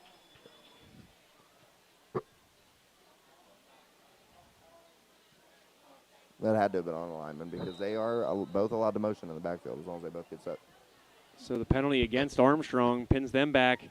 Now at the Newcastle 49 man in motion here is going to get the ball, but another whistle, and this game is just taking on a timeout. What? Very slow pace. These refs just are slowing this game down way more than it needs to be, and no one even knows why. Hey, Zane, you know what's fun about this game slowing down? I work at midnight. Oh, that's tough. Working 2 jobs tonight, buddy. No one has any idea what's going on. I don't know if 4 has blood on him or if his helmet came off, but he has to come out for some reason. Again, the second quarter, which I will now change it to. It says it's 35-0. I have no idea why our scoreboard keeps changing. 35-0. Well, what happened? It is not 35-0. I promise you out there. I fell asleep, man. It is also the second quarter. All right, they got good numbers at the bottom. 7-0 really good the numbers score. at the bottom. Taking their one. Oh, he has him easy. Yep. They finally took that one-on-one with Isaiah. I love taking that one-on-one with Isaiah. Just an easy pitch and catch, free 10 yards on a little 6-7 yard stop curl route. Just taking candy from a baby there from Armstrong there. Really good play. Certainly a guy you want to get involved in the offense. You kind of more. It seems the more you feed Isaiah Brown, the more confident he gets. Absolutely. And if he's going to get one-on-ones all day, you have to take advantage of that. I don't care who you're playing. Change of the line, looks like. Call coming in from the sideline. They have a friendly run box. Screen. Fakes it. Screen. Little screen there, brought in and caught, but nice The lineman tackle missed there. The block. You cannot let a linebacker free like that on a screen. They're one block away from that going for 35 yards. Yeah, nice job there by Bartolowicz to get inside, but you said it, the lineman missing the block, so Armstrong now will face a 2nd and 8 from the 35. Ball snapped. Olsen is going to... Oh, got the curl. And he threw it. Bartolowicz again. That's his 3rd overthrow of the game, Joe. That's his 3rd overthrow of the game. And he could not have been more wide open. Having an off night. So those are the hardest ones sometimes, the ones where the guy's wide open like that. But that's just very uncharacteristic for Caden Olsen, and that'll bring up a 3rd down for the Riverhawks now in Newcastle territory at the 35. Caden has not looked his best tonight. That's 3 overthrows on 3 guys that have been wide open. And they're still only down 7-0 now. 9:44 left. Newcastle brings the heat. Olsen Great gets play rid of by it. Olsen. Yeah. Right on the mark, on the move. Really good play by the 4 back there. Really good play by him to just slide forward just a hair so he could get that ball off in time as he was getting hit. Excellent throw on the run. That's a tough throw as well. And Armstrong right back to the line here. Clock ticking. 9:35 left here in quarter number 2. This is where their tempo needs to be faster. They're moving guys too much. They want that tempo. The screen. That's going to be caught by Ian Olsen. He might get outside. He's going to have a chance, but he is brought down just shy of the end zone. Not going to lie, it's a good thing number 5 for Newcastle was lazy there because he could have swallowed that receiver up, and he just chose not to run. Right back to the line of scrimmage. It's going to be a quarterback sneak. Olsen's going to try to Yeah, lunge touchdown. forward, and he does, and that's a touchdown for the Riverhawks. An extra point. We'll tie this one up here in quarter number 2 with 9:18 left before the halftime break. Zane, it's almost like you played for this offense before. Yeah, that was easy money, especially with his size.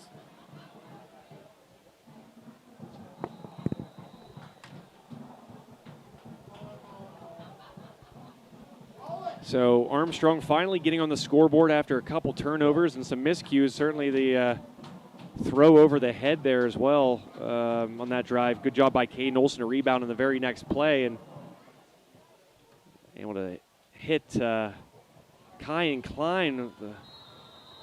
But another penalty, and that will back the Hawks up, it looks like. False start, it looks like. Hey, Joe. Hi, Brandon. It's nice to actually hear you. I know. Say Dudek doing some coaching now. He's Yeah, he left us for the coaches. All right, he's coming back. I'll give him his headset back. So that's what a Yale degree does right there. You can coach, you can do commentary. Next he's going to be helping out the concession stand. Who knows? Maybe he'll drive the kids home on the bus. I have no idea. Zane Dudek. Man, that's booze tonight, fellas. Snap. And kick good. A Ooh, line drive. And that good catch by 21 back there. Yeah, right. They're wearing the old uniforms from your time. Those are ours, yep. I like those. So that will tie it up at 7 apiece. Armstrong, and a good job there by Caden Olsen to rebound, throwing that ball over the head in the very next play, hitting Kai and Klein for that strike on the run. So Quarterbacks Armstrong have to have those short memories. Yep, and a rebound now for the Riverhawks, tying this one up at 7-all. And, Newcastle doing just enough to kind of hang around here in this one. Certainly would think they were probably the underdog here. But so was Armstrong a week ago, and look what they did, keeping the game tied up and certainly manageable throughout up until about 6 minutes left in that fourth quarter against Aliquippa when they scored 2 unanswered and went on to defeat these Riverhawks to send them to a 1-1 record. So, yeah, when we came out of the half that last week and Aliquippa was getting the ball, and I thought that was the biggest possession of the game, and we got a stop, and it just ended up barely not mattering. But I thought after that stop we were going to get rolling. But we got to roll now. This defense, Armstrong's defense, should not let up another point. They know what this Newcastle offense, the only things they can really do. That extra point was the UFP Parker extra point. They're also it's way too short. Third quarter sponsor. Thank you, UFP Parker, for sponsoring tonight's extra point. That line drive that went through, and nice grab, as Zane said, by number 21. Still just way too short. You should not be giving the ball at the 35-yard line. I don't care who you're afraid of. Well, I mean, if you were listening to last week's broadcast, another one of our high top guys, Doug Flanners, he liked that pooch, that squib kick for the Riverhawks a little bit. 'Cause sometimes we've seen in the past that teams having a hard time kind of reeling that one in rather than. Their problem is they're kicking it one line too short. They need to kick it to the second line back from the back, not the third line. If they kick it to the second line back, that guy catches it at the 18, 20-yard line, and then he gets to the 30 if he's lucky. Now these guys are just getting a free at the 35 by just catching it. Newcastle back with the football. Interesting formation here. They finally go bunch under center. Throw across the middle. This one overthrow. No. Coming back for it was the receiver around midfield. I don't think he caught that, but they're going to give him the catch, which is kind of dumb. But I really think that ball skipped into his chest. I could just tell by the way Ian Olsen is pleading to that referee that it was. I could tell by the receiver. He didn't get up super confident. He just barely held the ball up. So that's an annoying 20-yard gain by Newcastle for the Armstrong defense. But, I mean, they still got 50 yards to go. So right back to the line of scrimmage, not wasting much time are the Hurricanes and quarterback. That was also another timeout by Newcastle here. Their offense could not figure out the set, too much confusion. But that was also a very risky throw by their quarterback, though. Thrown across his body a little bit, across the middle of the field, almost ended up in a pick and got lucky that resulted in a 20-yard completion. So another timeout means we'll take a timeout here for Zane Dudek and Brandon Treckengost. And yours truly, we'll be right back here after a quick message from our wonderful sponsors.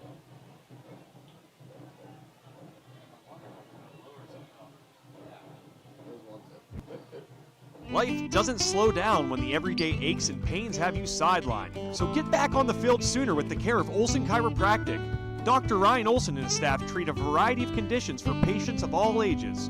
Don't jeopardize your quality of life and the moments along the way. Let Olson Chiropractic help you find the healthier, younger you. Call Olson Chiropractic at 724-548-1040 to schedule a consultation or see a full list of services online at olson-chiro.com. And welcome back to High Top Sports Network. After the timeout here, Newcastle gaining 20 yards, as Zayden said a moment ago. It looked like a phantom catch. Almost a false start. Now Harris will roll out and throw, and that one jumping the route and picking it off. That's a pick. Great play by 88. That's how you jump that and you stay with it. And a nice make-up there for the unsportsmanlike call, though it went both ways. What are they going to call here? Wow. They're going to keep it Armstrong ball. Let's go. Oh. What a nice play there. Great body control. Coaches are happy. That's them pounding on the table. I thought that was you, Brandon. I'm very excited. I'm unbiased, Joe. I'm a professional. I was just very surprised that Armstrong's very lucky that was on a different play because no one was covering that slot receiver as he was trying to find a block. Good job by Connor Jacobs to jump that route. All right, now this is a big swing momentum if Armstrong can go down and score here. They get a pick past midfield and then come down and score to take a 7-point lead. Definitely their best field position of the day. Oh, trick play. Oh, Ian Olsen was wide open. There's Zablocki, and then the defender able to break it up. But that's a good play by that defender. Ian turning Olsen around. was streaking down the near sideline, wide open. Good play by the defender. Ball just a little high from Olsen. He had Isaiah, and he had 3 receivers went out on that little trick play flea flicker that Gateway ran against us back in like 2016, actually, randomly. But he chose Zablocki, and that corner turned around and made a really good play on that. Second down. Olsen going to roll out. Flood got number throw 1. across his body, Easy. and He drops it. Just still can't put the ball on his chest right now. Olsen's just a little off tonight. That's just a simple flood route, flood concept. Got that 10-yard, 12-yard out, wide open to his zone, and Olsen just couldn't put it on his chest. Yeah, just a little bit outside of Kyan Klein there, who made a lunging play. I can't question the effort there by Klein, who's, again, looking sharp here tonight, just as he did against Aliquippa. Now it's back to 3rd and 10. That's just Olsen. See if he'll make up for it again, just like he did last drive. Olsen, it's the snap. 15. He's going to get hit there. Somehow escapes, and then he is brought down by the second and third guys that get to him. Able to finally bring him down, but it almost looked like guys trying to tackle Ben Roethlisberger in years past. That was a very Ben Roethlisberger-esque play. Where it didn't seem like he was going to go down, but finally 2 Hurricanes able to wrap up Olsen and bring him down for the sack. Offensive line just couldn't protect him there. That's a huge stop by Newcastle after getting a little miss by Olsen on that out route. That would have been a first down. Now they have the punt. So after the turnover, Newcastle... Newcastle's not even a punt return. They're in defense, and they're just dropping safeties. They still don't know what's going on. Not a great snap. Another line drive. He's got nice River Rock bounce inside the 30 after bounce 10, 15 yards. And that is where Newcastle will take over here with 7:36 left here in the second quarter. Game tied 7-7 here on this Olsen Chiropractic game night on High Top Sports Network. Brandon, would you like to tell us, the folks about our good friends? One of many of our good friends. Any of them? I mean, yeah. If you want to, I would love that. Give me something here. I'll gladly. I would love it, man. All right. Well. All right. You know what I'm saying? You do some play-by-play. I'd wait. Mm-hmm. Yeah, Let's give Joe a little break. I'm gonna eat some chicken. Chick-fil-A unsponsored. Go get your meal Free every day plug. except Sunday. That's the concession stand. Free plug. All right, Newcastle got 1st and 10 about 30-yard line. They're coming out in a tight set. 2x2 tights. Little jet motion across. And a counter play back. But just like the theme has been all night, Newcastle cannot run the ball up the middle against this Armstrong defense. It just cannot happen. And they continue to keep trying and trying. Armstrong definitely winning the battle in the trenches, at least on the defensive side. Absolutely. It's not even close. Newcastle needs to abandon the run up the middle. You have to roll him out, or you have to drop him back and you let their quarterback throw. Armstrong their front 7 is way too good to keep trying to pound the rock against them. Like, this should be play action.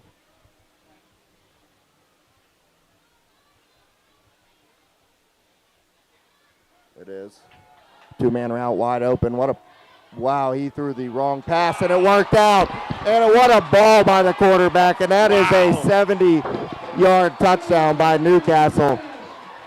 Play action, 2-man route. He has number 1 wide open for a 20-yard catch, and said he throws it to a double-covered post route and hits him in stride for the touchdown. That was a very great throw by that quarterback. Maybe not the smartest decision, but that was a very great throw by the quarterback. Kyle Harris. I think with a very good was that Tyler Leakins? I think he number 8. Was that who scored there, Brandon? So what was that? Who scored? Who scored? Who was the receiver there? I believe it was Kyle Harris. Oh, that's a QB. We have number 8. And the extra point gets blocked. Scoop it. Tyler Lincolns. I also saw 3. So that's a big block extra point here in the second quarter. Now we make it a 6-point game. Armstrong should be trying to scoop and score that, but they just all kind of looked at it. Well, gentlemen, one of you want to send us off to commercial? Let's go off to commercial. You have those over there? You're listening to Hot Top Sports alongside Joe Rose, St. Dudek. I'm Brent Shark. Gus, don't go anywhere. We'll be right back.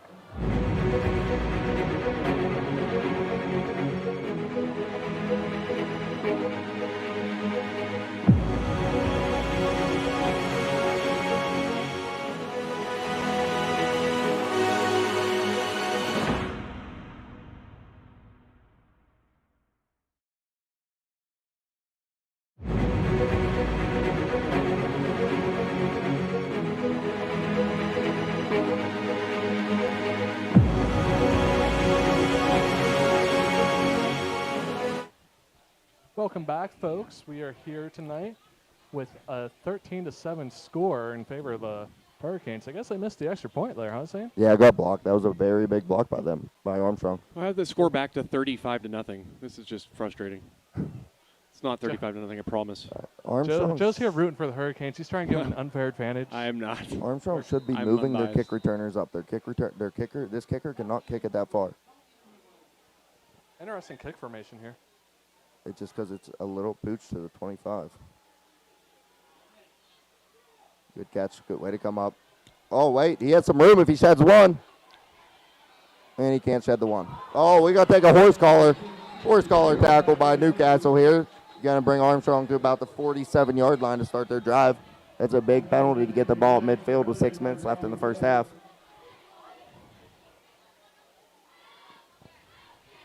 So what we have going on here, it's a penalty.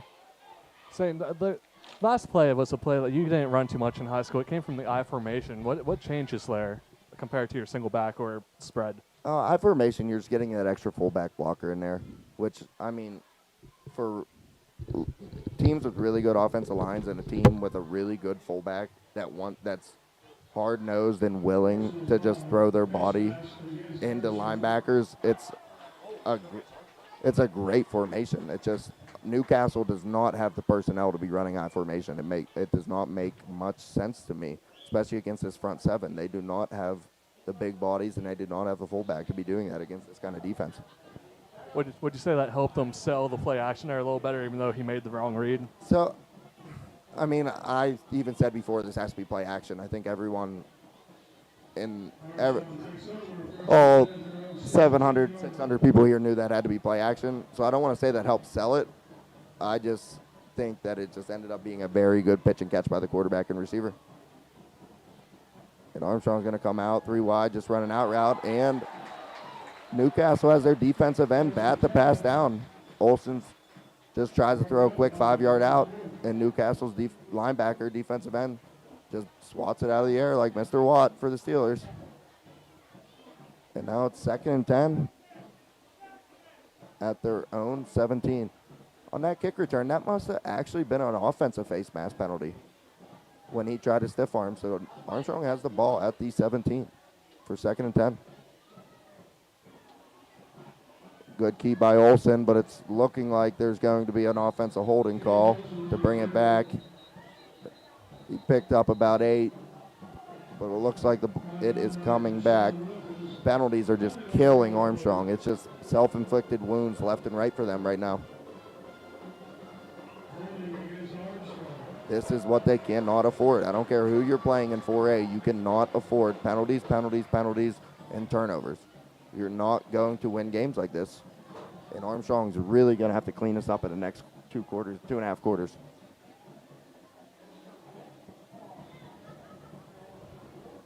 Armstrong's about to have 2nd and 19, 2nd and 18 from their own 9-yard line.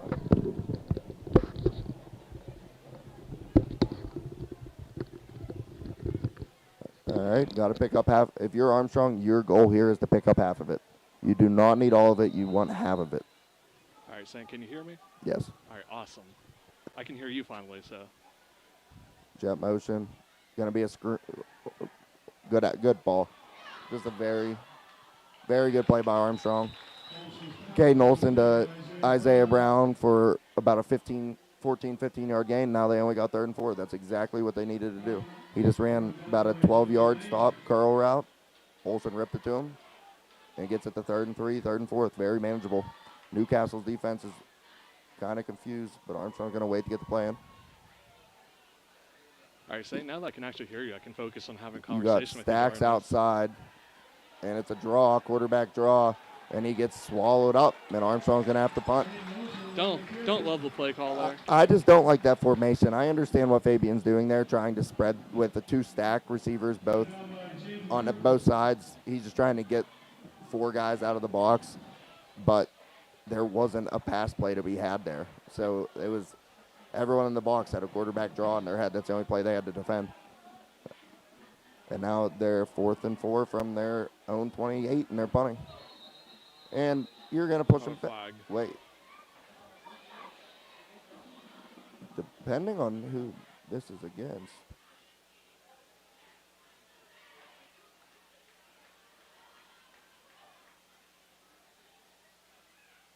Just waiting for the ref's call here.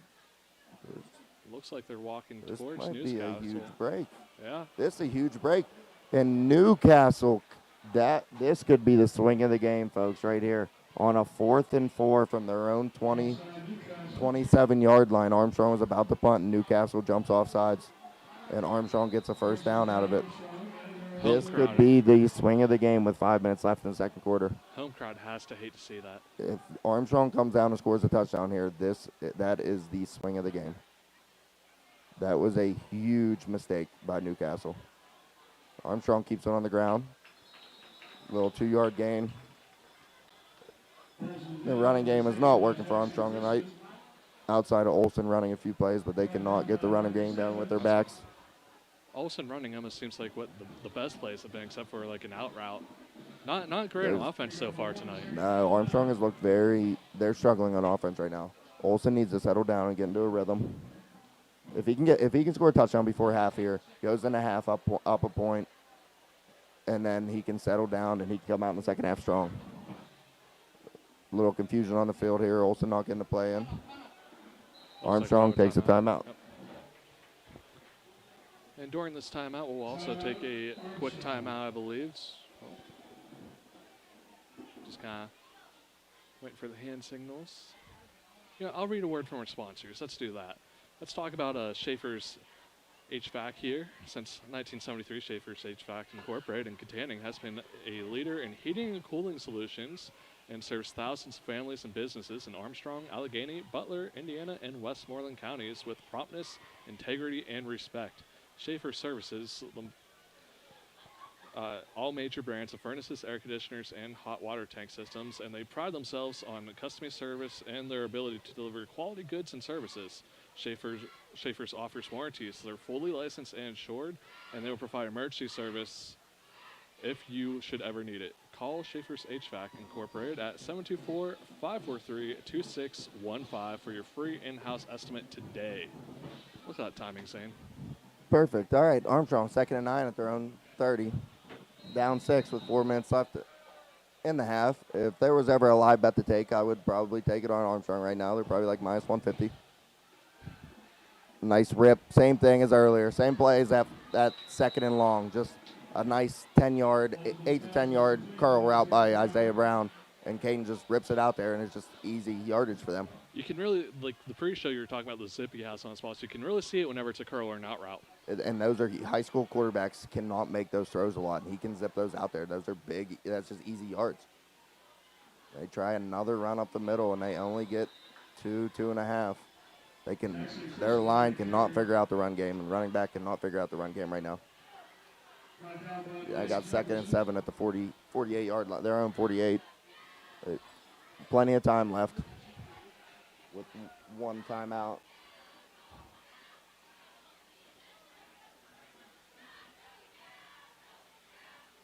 Olsen, option play, good pitch. Oh, he's got plenty of room. I don't know what. Take it outside more. He picks up the first down. He rumbles for about 13, 12 yards by Crispin. But if he keeps that outside more, Shrek, I think he picks up more there. I don't know why he cut that up. I agree with you, but I think I just heard the old halfback in you come out. I'm just very upset about that. It's just he has to take that outside. I love the tempo. He has a broken coverage. Open. It's a blown coverage. Kyan was running down the field wide open down the slot, and Olsen didn't see it, and he overthrows Brown down the sideline. That's what that tempo does. I've been saying they had to keep the tempo up And they did, and they busted Newcastle's coverage, and Kyan was wide open running down the hash. And Olsen threw his one-on-one ball to Brown and just overthrew him again. Should have been a touchdown for sure if he just saw his guy. I mean, having never played football, I'm sure it's a lot harder than it looks, but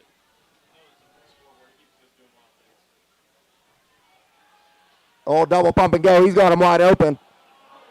Nice catch. Oh, he dropped it. Oh, that was they faked the screen. They faked the bubble screen, the tunnel screen to the outside receiver. Kyan fake blocked and took off, and he was 15 yards away from another player. And he has to make a half diving effort, and he couldn't hold on to it. very, very painful to see. I imagine it's going to shake their confidence for this. That one hurts. That one hurts them a lot. Now they're in 3rd and 10 at the 40. I mean, if they can pick up some yards here, it's 4-down territory. But that play is going to hurt. Same. That's just old reliable right now. You just run a curl to Isaiah on the outside. That's a big boy throw from the other hash by Caden. Very big boy throw. Now they got 4th and 1 with 2:55 left and a half at the 32-yard line. I mean, it's pretty good for them to throw those curls and out routes, and they do have a spot where they drop the ball, because that can just get the confidence right back, swing the momentum a little bit back in your favor. Absolutely. No. Caden's starting to feel better. Isaiah feels really good. It just, that hurt.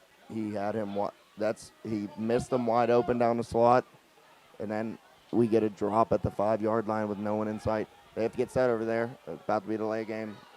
And this is the play that's been getting him all night. Did he get the first down? They are giving it to him. I have a still beam, so you know. Great. It's hard for me to tell. Great effort by the running back to make sure he got the first down. On 4th and short, little option play. I told you it's been their moneymaker this year when they need it. When they need a couple yards, that's their go-to run play. 2 minutes, 12 seconds left. Plenty of time. 1 timeout. Don't have to worry about the time at all. We got 2x2 here at the 30-yard line, 1st and 10. Play action. He's got pressure. Buddy. He has him. That is a risky throw by Olsen, but a great play by that defensive back to turn back and swat that ball out. That's when it's a hard play to make, but that's when you want Isaiah as one of your best players on your team to have strong hands there and pull that in. And that's a lot of confidence your quarterback has in himself, whipping that ball there. Absolutely. No, he has full trust in Isaiah Brown, as he should, but those are ones you want to see him really pull in. Turn around, tunnel screen to Isaiah. He's got plenty of room, and we got a flag down to the 7-yard line. It's going to be a block in the back or a hold on the tunnel screen. Armstrong is killing themselves right now, and they're only down 13-7.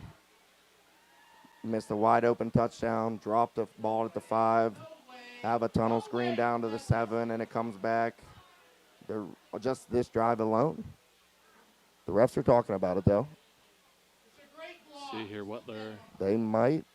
No, they already brought the ball back. It's going to be a penalty. It's going to be 2nd and 20. What's that block in the back? It's SIW, self-inflicted wounds. That's the cheater answer. Just how do they cannot keep committing these penalties. Newcastle is definitely not winning this game right now. Armstrong is losing this game. Not the first time, Shane. I will. All right, rolls back. 2nd and 10. Oh, he's got a 50-50 ball down the slot. Incomplete. There's just good play by the defender just to get that incomplete. Now it's 3rd and 20 with 1:35 here left in the first half. Armstrong has 3rd and 20. I imagine actually they try to pick up half of it and then go for it since they're going to be so far in this territory. They just need to get it inside about 4th and 10 or better. And it's a tunnel screen to the receiver. Get out, and he runs back where he runs into his own block. Oh, he's still going though. Play a little pinball out there. That was just a little bouncing pinball. around. They got 9 yards here, 4th and 11 with 1:17. They don't need to hurry too much because if they don't pick this up, they give the ball back. But he drops back. He'll take his one-on-one shot to Brown. He got him. Touchdown, Armstrong. No drop that time. Olsen to Brown. You take that one-on-one all day, like I've been saying. You take that one-on-one, and Olsen throws a dime. You keep the confidence in your receiver. You keep the confidence in yourself. Those two have it tonight, Shrek. Olsen and Isaiah are on the same page tonight. That was, he dropped that into the bucket in the end zone. That got the corner played very good coverage there, but Olsen dropped it into the bucket. And that's an Armstrong touchdown to make it 13-all with 1 minute left in the half as they're about to attempt their extra point. Great throw by Olsen. Really good throw. 40-yard throw. Extra point is up. Armstrong takes a 14-13 lead with 1 minute left in the first half. That was a big series. Like I said, that punt, that penalty by Newcastle on that punt earlier in this drive was a huge penalty. It gave Armstrong a first down, and they went down and scored. And that's what swings this game into Armstrong's favor.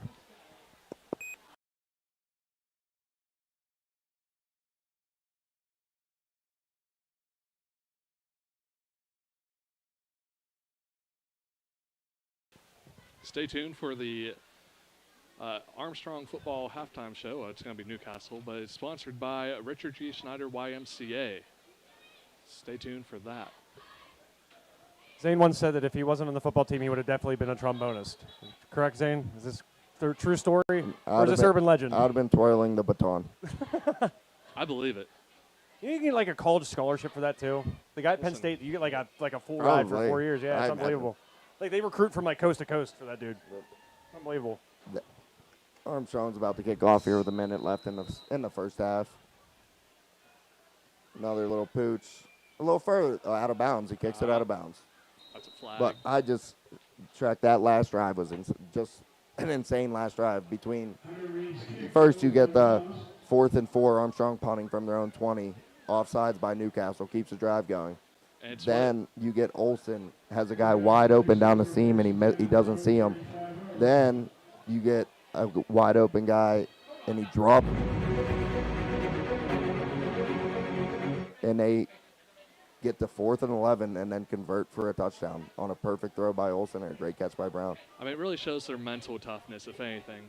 Honestly, they never thought they were out of that drive. And that's what I love about this team, and with Olsen as a quarterback and with the receivers they have. They do not care if it's 4th and 20, 3rd and 18. They feel confident they can pick it up because they have the guys to be able to do it. Looks like we're going to do a re-kick here. Interesting choice. They are going to take the re-kick instead of the penalty yardage. Wait. I was going to say, you're not kicking from the 40 after a penalty. No.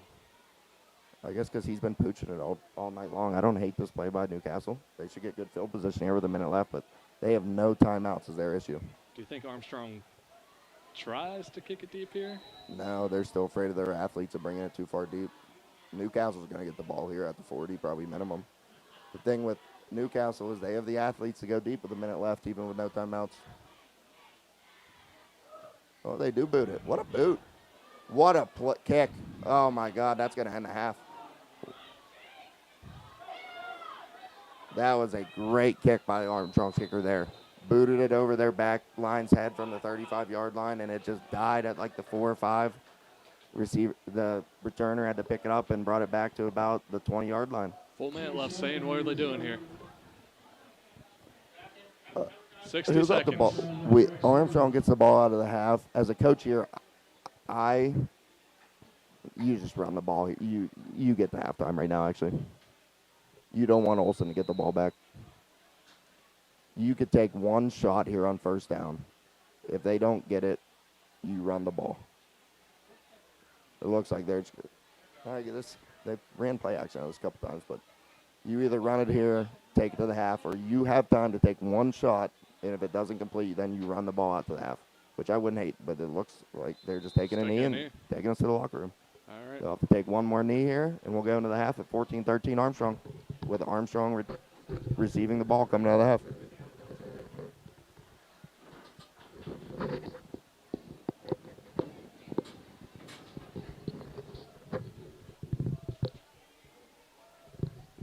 All right, 35 seconds here.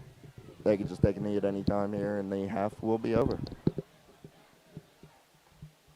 What a crazy half. Not too much interesting of a first quarter, but that second quarter, very interesting. That drive by Armstrong there was just a roller coaster of emotions by both sides. And it just came down. Olsen didn't have his best stuff all game, but then he had his best stuff when it mattered. All it takes is one play on offense, one good throw by your best quarterback, and one good play by your receiver to change the game, and that's what they did there. And now they're up 14-13 going to the half instead of down 6. All right, we're at the end of the first half. Scores 13-14 in favor of Armstrong Riverhawks. Sorry if you already said that, Zane. We're working tactical stuff behind you. It's your first broadcast, bud. But with that, we're going to read one of our sponsors here, one of our out-of-town sponsors. We got the UFP Parker LLC. It's an essential business with essential people like you. UFP Parker LLC's products are key to everyday life and are wide-ranging, including treated lumber, trusses, and building components, concrete forming materials, and industrial packaging. UFP needs people like you to keep growing, working here. You'll find co-workers who treat you like family, people who have your best interests at heart and will make your career goals a priority. We have safety and training, and full-time employees are eligible for a comprehensive benefit package, as well as profit-sharing bonuses and other perks. With manufacturing facilities located in Parker, Hamilton, and Clarion, we are currently hiring for several skill levels from general laborers to assemblers and forklift operators. To find a career you can build upon, visit ufpi.com/careers. For more information, you can also call or text 814-316-1033. Once again, that is 814-316-1033 for UFP Parker. And now we have the halftime show with the band. Ladies and gentlemen, welcome to the 2022 Armstrong Riverhawks Marching Band Halftime Show. Tonight we're listening to a pleasure. The Armstrong Riverhawks Marching Band will be performing this year's halftime show. Memories in black and white, featuring light chemical romances. Welcome to the Black Parade. Muses uprising and awe plays thanks for the memories. The band is under the student leadership of drum majors Emma Lindell and Natalie Claypool, drum captains Ava Lacantia, Matthew Lafferty, and guard section leader Onyx Taylor. Now, ladies and gentlemen, sit back, relax, and enjoy the show this evening as the Armstrong Riverhawks Marching Band appears to be ready for their halftime performance. Drum majors Emma Lindell and Natalie Claypool, is your band ready?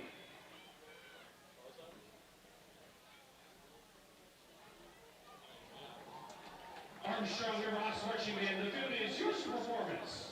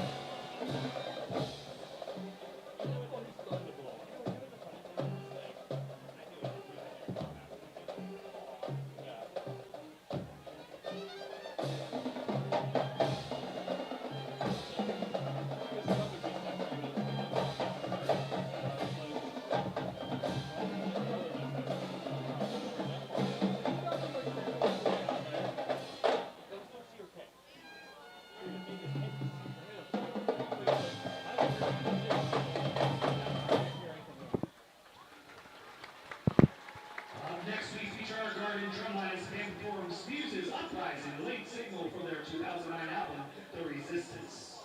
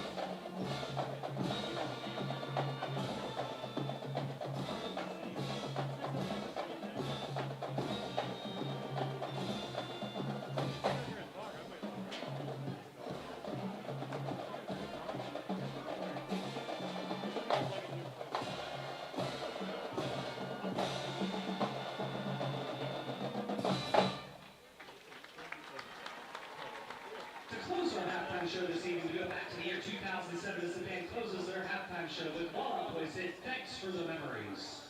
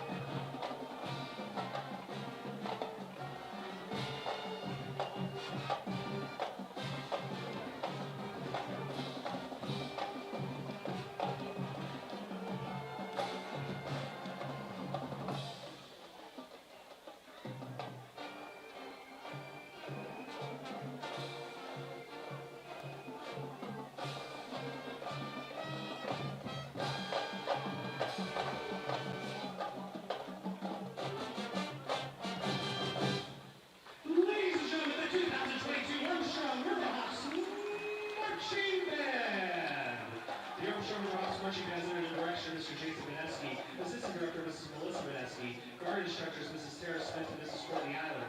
Drumline instructor, Mr. Rob Reeves. Marching instructor, Mr. Jason Ricotta. Woodwind instructor, Mrs. Charlene Ricotta. Brass instructor, Mr. Lou Rybar. And marching instructor and the voice of the River Hawks Marching Band, Mr. Jake Canish. This year's halftime drill was designed by Mr. Robert Harris. Ladies and gentlemen, the Armstrong River Hawks Marching Band, I'd like to thank you for your kind attentiveness this evening. Go Hawks!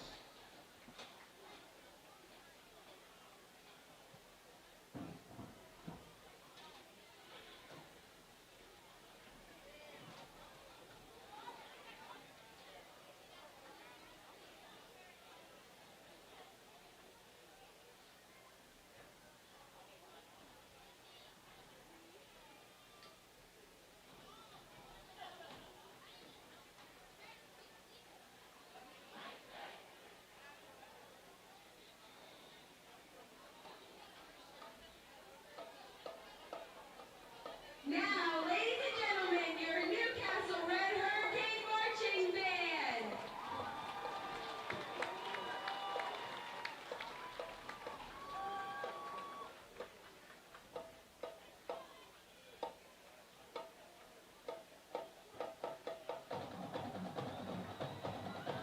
Yo ho, and assisted by Mr. John Hollywell. Drum majors are Stephen Gibson and Madeline Hanna. Tonight, for your entertainment, we will present a show filled with music that has topped the Billboard charts. We begin with a song made in 1980 by the group The Romantics. We will feature senior trumpet players Dominic Cade and Braden Kissman as we kick off our halftime show with What I Like About You.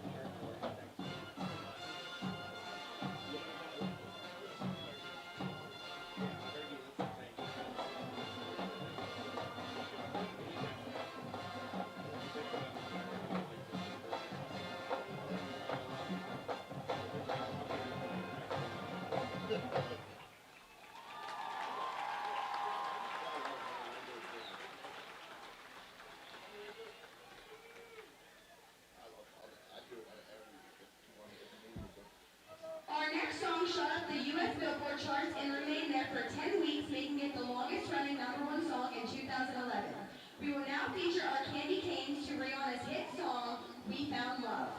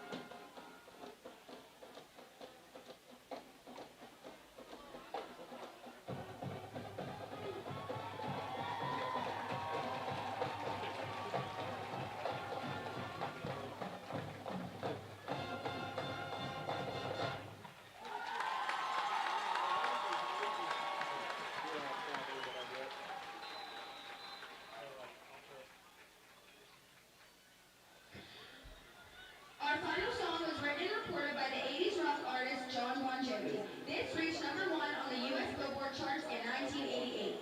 We will now feature our flag line to the Bon Jovi's hit song, Bad Medicine.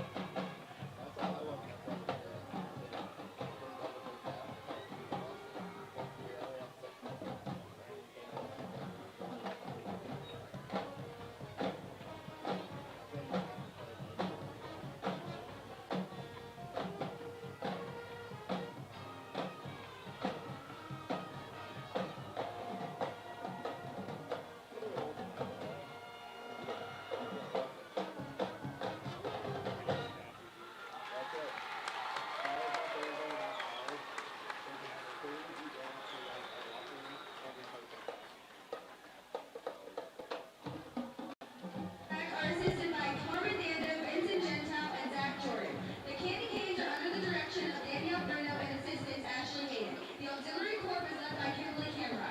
I'm your announcer, John Manfred, and we thank you for your support and kind attention. Go Canes! All right, folks, that's your halftime show brought to you by the Richard G. Snyder YMCA. Be sure to stop in and check out their golf simulator or call in and get a schedule with a personal trainer. Their phone number is 724-545-9622.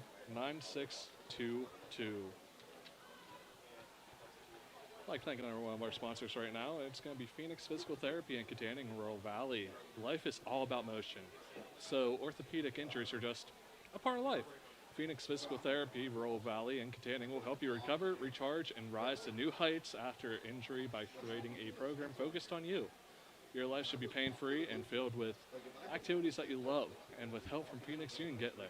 Schedule 24/7 online at phoenixphysicaltherapy.com or call them at 724-783-7192 in Rural Valley or 724-543-6452 in Katanning to make your appointment today. Like the guys are joking over there, so I'll just take over the entire broadcast. This is my broadcast now, guys. I'm Brandon Chuck-Goss. I'm joined with St. Dudak and Joe Rhodes over to the side. We're with High Top Sports Network. And, I mean, Joe, what's the score right now, bud? 42-95 is what he has. It's 14-13 in real life. It's 14-13 in favor of the Riverhawks. Saying, what do the Riverhawks have to do here in the second half to continue their momentum from the end of the first?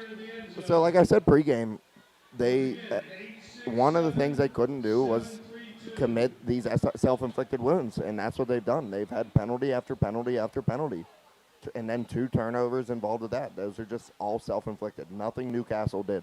They did those all themselves. Those interceptions were thrown right to guys.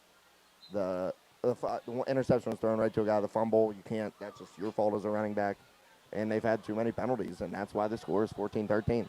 And if they keep doing that, then it's going to be a tight game the rest of the way. But if they clean that up, they should be able to slowly pull away here in the second half. All right, Shane, I got one more sponsor to read, then we'll have you talk about what Newcastle has to do. We're going to talk about Armstrong In-Store Athletics now, the Extra Point sponsor. Armstrong In-Store Athletics, located at 132 South Grant Avenue in downtown Katanning, offers a state-of-the-art training facility and top-tier instruction by experienced coaches to help you turn your youngster into one of the best baseball or softball players that can be. Batting cage and bullpen laying rentals are available for 30 and 60-minute sessions, and you can also sign your baseball or softball player up for private hitting, pitching, fielding, and catching instruction with our knowledgeable staff. Be sure to visit Armstrong Indoor Athletics today at aia.team or call them at 724-599-9761 for more information today. Saying, what's Newcastle got to do? So Newcastle needs to stop trying to run the ball up the middle, first off. It's just a waste of time and place for them to run the ball up the middle. They're getting 2 max. They need to keep trying to run jet sweeps, and they need to keep throwing the ball down the field. And Armstrong should know that. Armstrong's stuffing them up front no matter what they bring. They cannot let the quarterback get out of the pocket, and they have to play back on their wide receivers. All right, with that, we're going to cut to commercial real quick. You're listening to High Top Sports Network. I'm Brian Trengoss along St. Dudak and Joe Rhodes. Hi, everybody. Make sure you check out Spraggle this summer for all your grilling needs. We have the lowest prices in all the Pittsburgh region, and we'll cut it however you'd like it. And don't forget, we can't do what we do without you. Come and see us.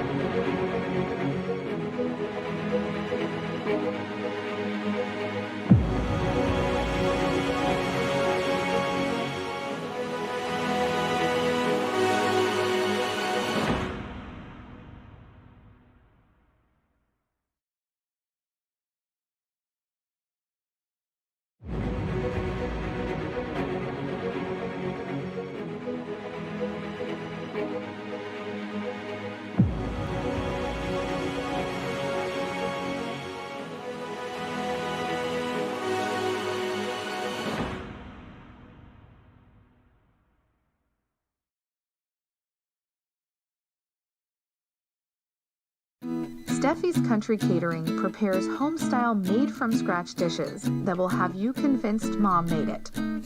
Whatever the occasion, Steffi's Country Catering will have you coming back for every event year-round.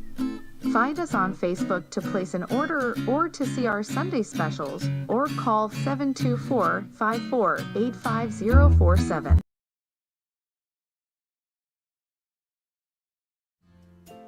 Are you tired of the same old Saturdays? Well, come on out to Don Martin's Lernerville Speedway on Saturday, September 17th for the Commonwealth Clash. Sprint cars invade Sarver, Pennsylvania for a jaw-dropping, blood-pumping, most exhilarating showcase of speed. Or purchase your tickets now at Lernerville.com.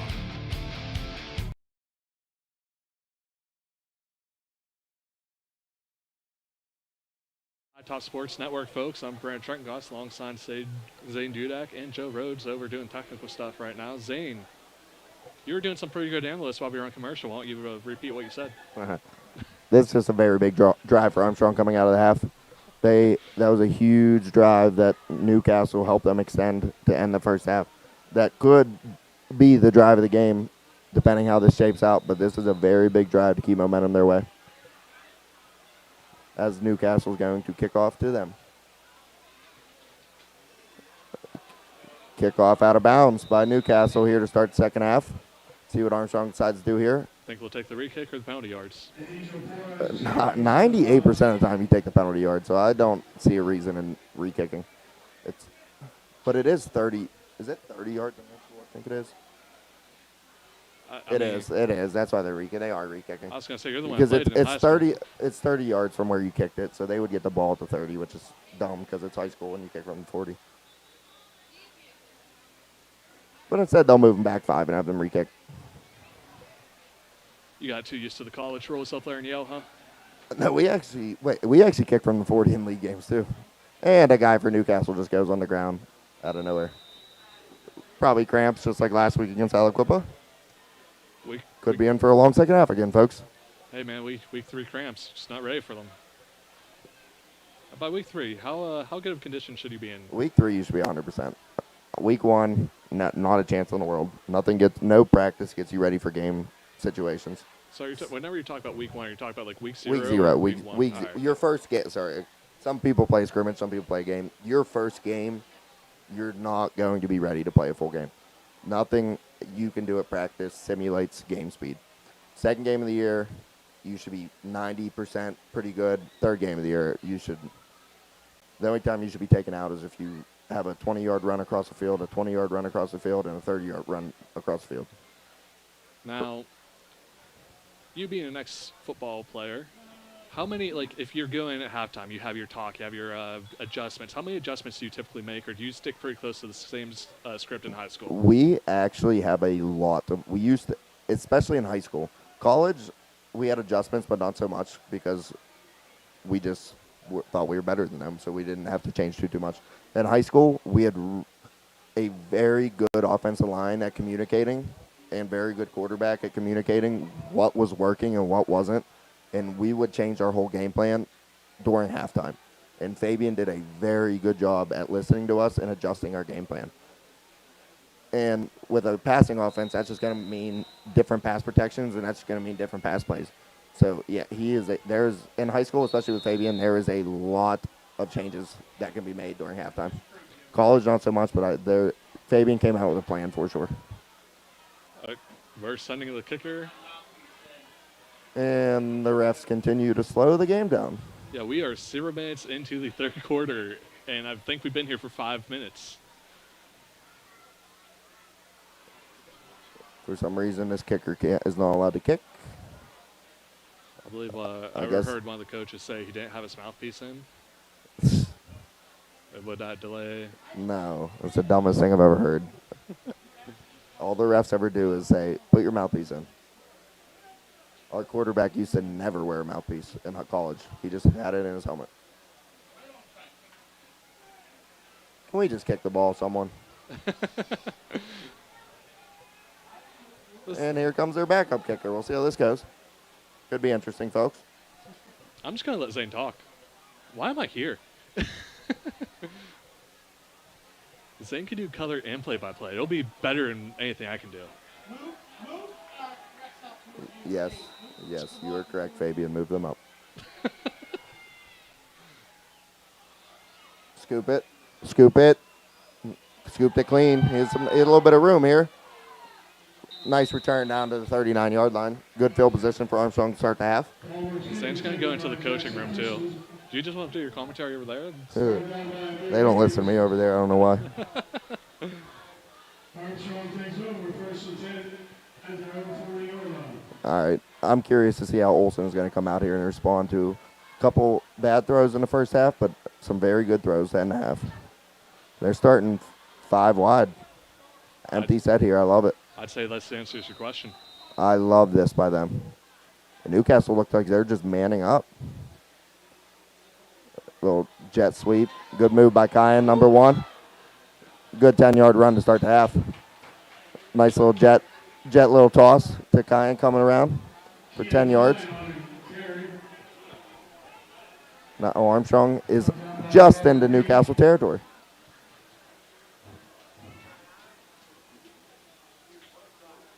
Another empty set, motion, quarterback run, little counter, and Olsen's going to walk for 49 yards, fellas. Yes, he is. He'll squeak. Olsen with a 49-yard touchdown run on 1st and 10, 30 seconds into the third quarter. Zane, I got to tell you, I've watched a lot of games from the press box, and that looks so much different than one of your scrambles from back in the day. Yeah, he might have been moving faster. His strides are much longer than yours. Yeah, that 6'5" frame helps him out a little bit. I actually thought you were going to get caught for a second. I was going to look dumb. It did look like it. But he pulled through for me. He made me look better. That was a really good play call by Fabian. Empty set. Safeties, pulled the safeties out of there. Had a 6-man box with just linebackers. Got some more. Sent motion, faked the jet sweep that they just ran for 10 yards. And ran counter with the quarterback the other way. That was a very, very good play call by Fabian for Olsen to go for it. Down on the field. More stretching out. Only took them 31 seconds, Zane, to... I have 2 cramps. Only took them 31 seconds to get down the field and put 6 on the board. That's exactly what they needed, and that's kind of what I expected from Armstrong coming out of the half. Fabian is a very good coach at halftime, and if not, he's one of the best, if not the best, halftime coaches in the WPIAL. So I expected this team to come out and play better, especially on the offensive side. Defensive side will take care of itself, but of course we continue to have cramps. While we're waiting here, let me tell you a little bit about Diamond Chiropractic Center. Are you suffering from...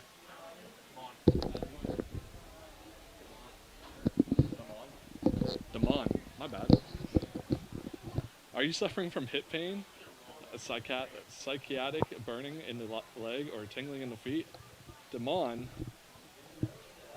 Chiropractic Center can and will help you get back to a more active and normal life. You deserve to enjoy a pain-free lifestyle with full mobility. Damon Chiropractic Center has been servicing the area for 75 years, and Dr. Justin Damon carries on the family tradition today with a focus on helping you avoid surgery by using the latest chiropractic equipment and techniques to keep you off the operating table and out of the hospital. They also offer custom weight loss programs as well. Get back to enjoying your life in Damon Chiropractic Center today at 724-763-8000. That's 8000, and let them get you headed in the right direction. Need some chiropractic work there, Zane? I actually use a lacrosse ball on my back every day to try to loosen it up, but... A lacrosse ball? Yeah, it really gets those knots out. Very helpful hint for people. Get a lacrosse ball, roll it against your back, roll it against your legs. Very helpful. I'm going to have to invest in a lacrosse ball. But Fabian came out with a very good plan there. Empty set, clears the safeties. No one in the middle of the field. Very, very good coaching by him to come out of that. See, they'll probably stick to that for a little while until Newcastle can find a way to stop it. I mean, if it's not broke, don't fix it, right? Yeah, I expect to see that the next time they come out. Now, this is do or die for Newcastle here. After this extra point attempt, they're looking tired. They're looking down. They got to come out and here, put points on the board, or this game could get ugly quickly. They've had a pretty rough season so far.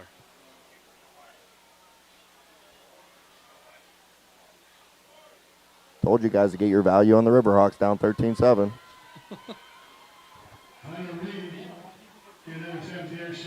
Finally, we're about to get an extra point attempt after a 20-minute cramp.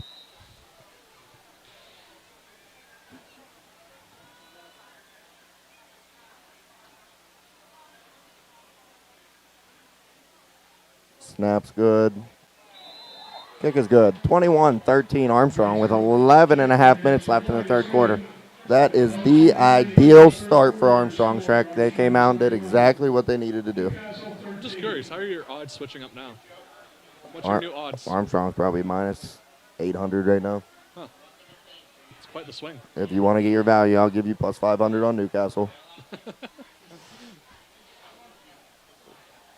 Can we have this segment like every week, just betting on high school teams with Zane? I'll run the book. I don't think Joe's going to go for that.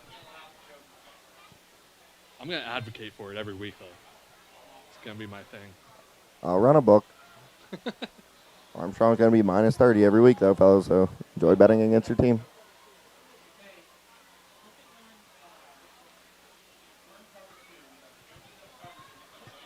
Do you think after kicking deep worked for them at one time, they go back to it, or are they going back to the pooch? Now that they dropped their kick return a little bit, Newcastle kind of ready for it. But I wouldn't hate them kicking it deep. That left side, if they kick it deep to the left a little bit, I think it's a good place to put it. And they kick it deep to the right. And he booted it, though. That's a good kick. Down to the 8. No one really blocked for Newcastle. But they have an athlete that gets to the 43-yard line. A great return by number 11 there for Newcastle. Really good return. I was going to say, they didn't really need anybody to block for him. Because they didn't. There's 8 Armstrong guys coming through. And 10 out of 10 analysis, because they didn't. They didn't block. They did not block at all. But athletes will be athletes. Now they got really good field position at the 43-yard line. Down 8. Might be the kickstart they needed. back in the I formation. If they run this ball straight up the middle again,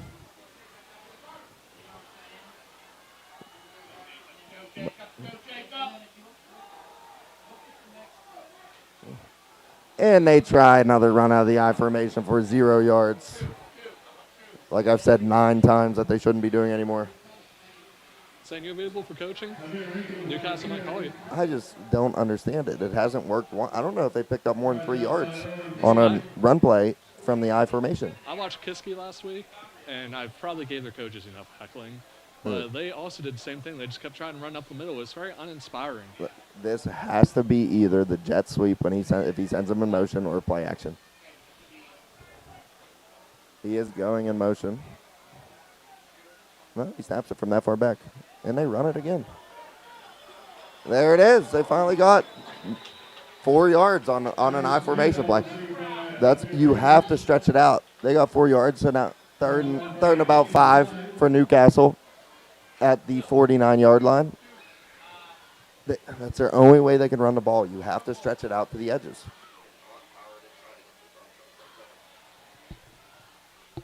Saying Smike died on him in the middle of talking, so we'll just switch. Oh, this is still going?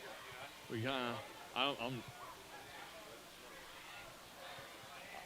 is he still, we'll just, no. High formation once again for Newcastle as they're going to fake the handoff or play action. The screen was set up, but it's not going to work. He's going to get sacked.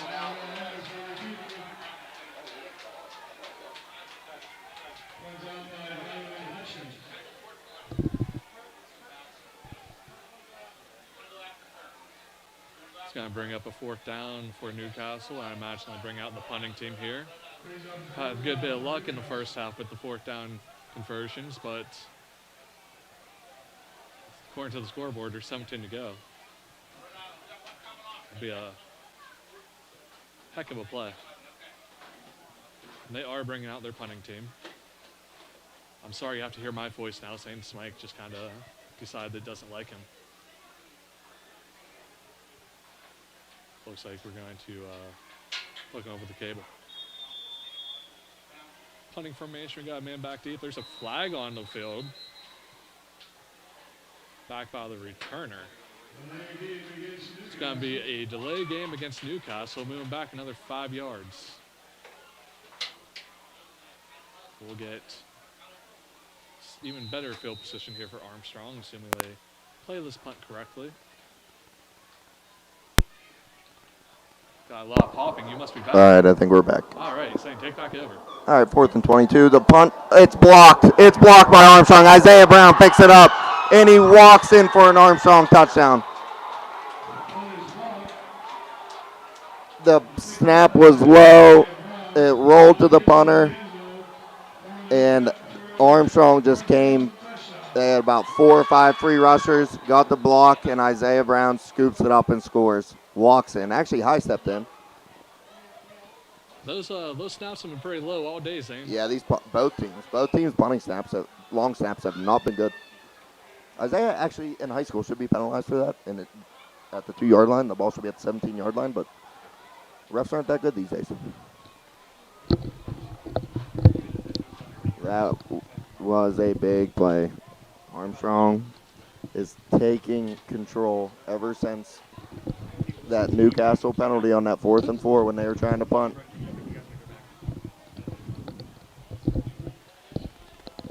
So, Zane, while they're kicking the extra point here, we have the Olsen touchdown run prepared. We'll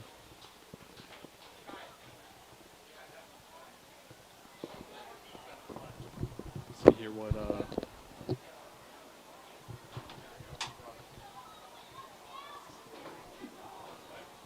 we're trying new things, folks. We're going to figure it out and get it going. All right, go ahead, Chuck. Let's wait for it. Do we have the TD ready? Oh, you have a replay? Am I on here? Can you hear me? I can hear you. You're good. Talk about this replay here, Zane. Now, Armstrong is just in the Newcastle really territory because this empty set gets these safeties to come down. This safety comes down. He goes Another in motion empty and brings set, this motion, safety across the quarterback top of the run, screen. little counter, Runs and two Olsen's going to forwards, walk for 49 counteraction. yards, No fellas. one in the middle of the field is what that empty set did. Yes, he is. He'll No one in the squeak. middle He'll of the field. It was a squeak. Great play call by Pregame. Olsen with a After it gets 49-yard before that touchdown play, run take on the same first play and go back with your quarterback. It was designed perfect. The motion pulled the safety over, and it just left a wide open running lane for Caden Olsen to go 49 yards. To the house.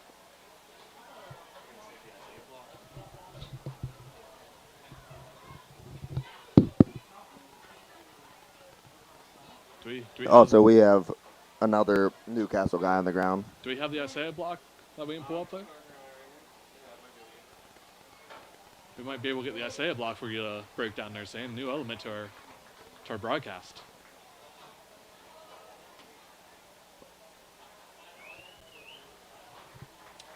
While we're waiting on the player, he's walking off the field right now. He's gonna be all right. Here we go. You're gonna see some. Yeah, and here's the camera work. block punt. Oh, we're live. Here's not the block punt. We are still live as the players off field. Now we're going to come out for the extra point here, Sam.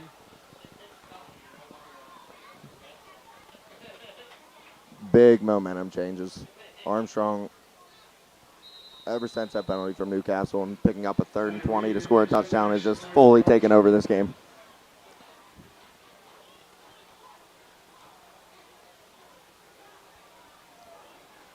Here's the point after. Blocked. Blocked by Newcastle, actually. It looked like an offsides that did not get called off the edge, but regardless, no penalty, and the score is 27-13 with 8:46 left in the third quarter. Yes, I don't know if you played Madden in the past couple years. I don't blame you if you haven't, because it's a terrible game. But they add this momentum meter to the top of the screen whenever you're playing, and you can just kind of see the momentum shift the whole way over to the Armstrong side. And I imagine that is exactly what's happening whenever Newcastle right now. comes out, the field will be shaking, and those play designs will be a wobbly for them. Yeah, that last drive was do or die for Newcastle.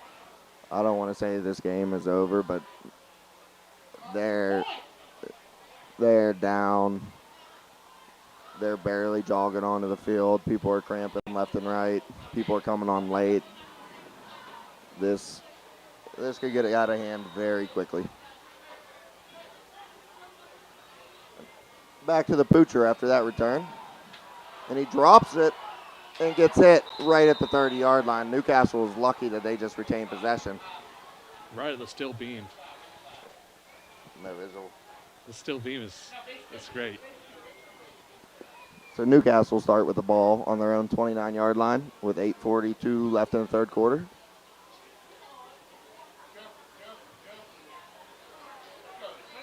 If they don't score here, they are not going to enjoy the rest of the game. Are you telling me you might be hearing an above-average-sized lady singing? Yeah, very much so. They're back in the I formation. It's interesting. And they run it with the I formation, and it still continues to go nowhere. And Newcastle just does not realize that you cannot run the ball up the middle on Armstrong. I'd say that's some pretty uninspired play calling. 2nd and 10 at the 29-yard line. Armstrong's just dominating up front, especially on the defensive side. They are just dominating up front. The trench is so important in high school. Absolutely. Newcastle's going to have to start taking shots if they want any chance. You got to try to go to one of your best athletes or let your quarterback scramble and run. I'd say at this point you shouldn't be coming out in the I formation. And running the ball especially. Should be pretty spread heavy. A lot of shotgun.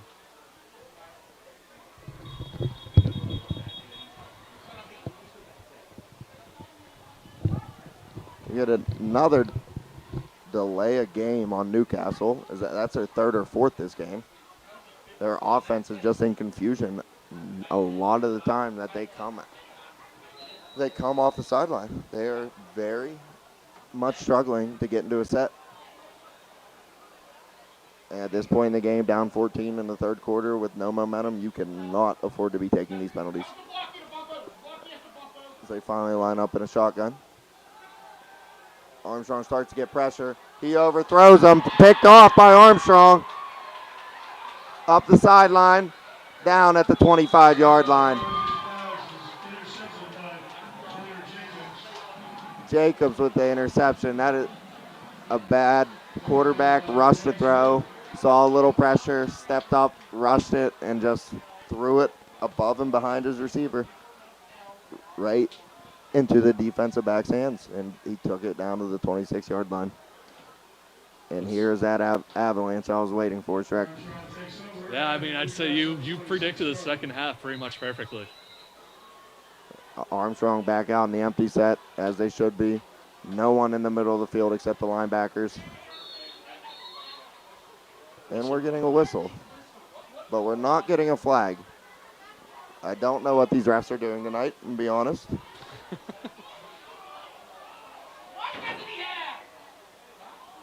Olsen has to come out of the game. Armstrong takes a timeout here. You know, during the timeout, saying let's go back to that block punt and let's see what happened there.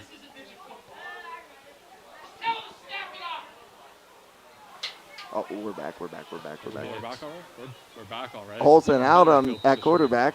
A little jet sweep to Kai. What a cut. A great cut by number 1, Kai here. Down to the 14-yard line for the first down. All right, saying take back over. All right, 4th and 22. The punt, it's blocked. It's blocked by Armstrong. Isaiah Brown picks it up, and he walks in for an Armstrong touchdown. Wouldn't have been able to come back in still. High school does that. All right, Olsen back in. 1st and 10 at the Newcastle 13-yard line. Empty set again. They've been going, but still no one in the middle of the field except the linebackers. Fabian loves this set right now, loves the look. Play action, tunnel screen, but the corner read it very well and covered him like a blanket. But that was played very well by that corner. Never was phased, just stuck to his man and shut that down. Pretty good defense. Your still beam could not have been placed any better, Sam, let me tell you. But it is right in it's right where the quarterback's standing. There's not much I can do. Back in the empty. See if they continue to go with the motion. Make that guy man-to-man, follow him across the field. Yep. Got him. He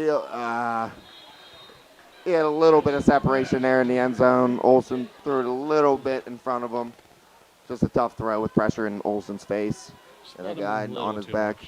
A lot of zip on that ball, though. There was some zip. He had some pressure. He had to really throw that off his back foot, and he still got a lot of zip. Now we got 3rd and 10, though. Armstrong at the 13-yard line. This could be a big stop for Newcastle.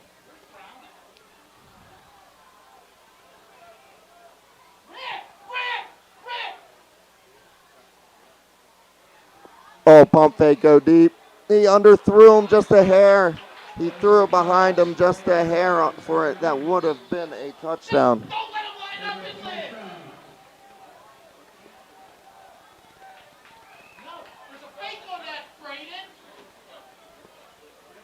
Olsen just missed the throw there. It wasn't his number 1 option, but he made a good decision, went to him and just threw behind him. And Armstrong's going to go here on 4th and 10 at the 13.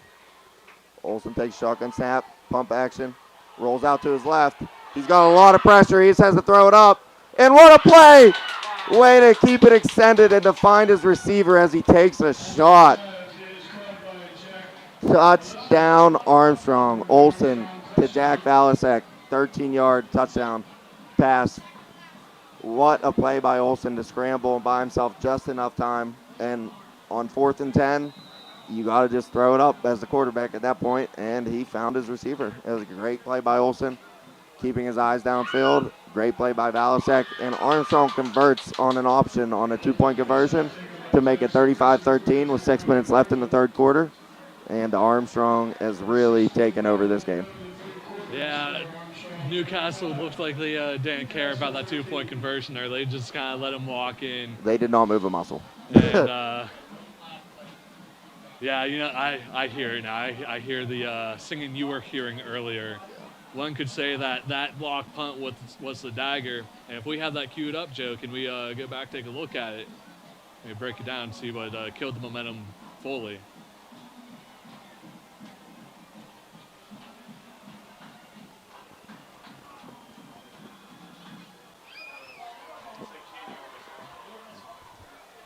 All right, we do not have it. I would definitely say it's safe to say that drive right before the half is what turned this game around.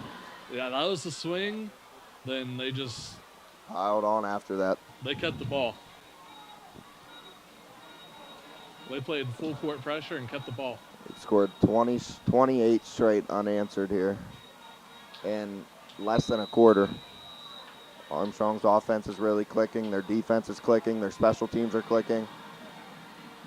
And he muffs the kickoff. And there's a pile for the ball around the 26-yard line. You'll never guess where the pile was happening, Zane. And Armstrong recovers the football. This is just getting out of hand right now, folks. The returner, the up back, ran too far, went over his head, and he just could never corral it as two Armstrong players hit him. So, now, Zane, I'm very NFL-minded here. If Armstrong scores, do you think we see some backups? Yeah. If Armstrong scores here, Olsen should not see another snap. But also, we need 2 touchdowns to get to the running clock, so maybe you should see another snap. I like your attitude. Maybe that's what Armstrong's playing for. They had a long game last week. Oh, Armstrong coming out with a nice funky formation. Then sends them out wide. Has 6 guys in the backfield to start, sends 5 out wide. Olsen pressured. He has to get rid of it, and he throws it to a lineman. That should be illegal touching. But the refs here are not smart enough to call that, I think.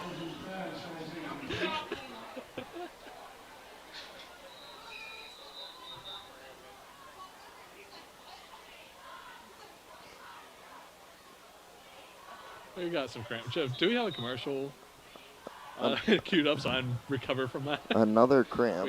We got some cramping. He's getting off. He's getting up, though. Maybe we can... He's getting off the field. You let me know whenever... I'll gather myself on. I'm actually curious there if when they went to that spread 5 out, if they actually had receivers dead on the left side and he was an eligible receiver. But I really think that was illegal touching that the refs completely just missed.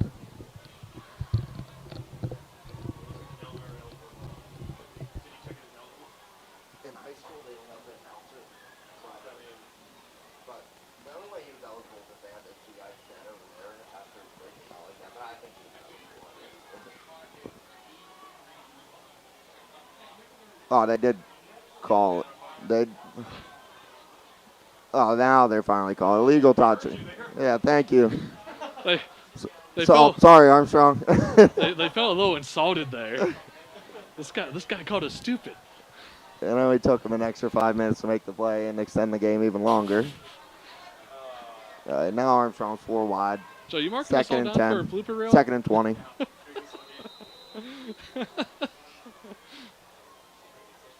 Oh, comes free. It's a screen. It's what a play call. And, oh, he stays on his feet. Great play. Great tunnel screen to the right. Down to his brother. Down for a 2nd and 3, 2nd and 2 at the 18-yard line. One block by Valasek there on the corner, and he walks in, but he just missed his block. Newcastle's bringing the pressure, and that creates some open gaps for the run game finally for Armstrong. Down to the 5-yard line. If you blitz into a trap, a quick trap, it's going to hit, and that one hit. Armstrong going tempo, same play. No one that guy on Newcastle is not wanting to play football right now. There were words there.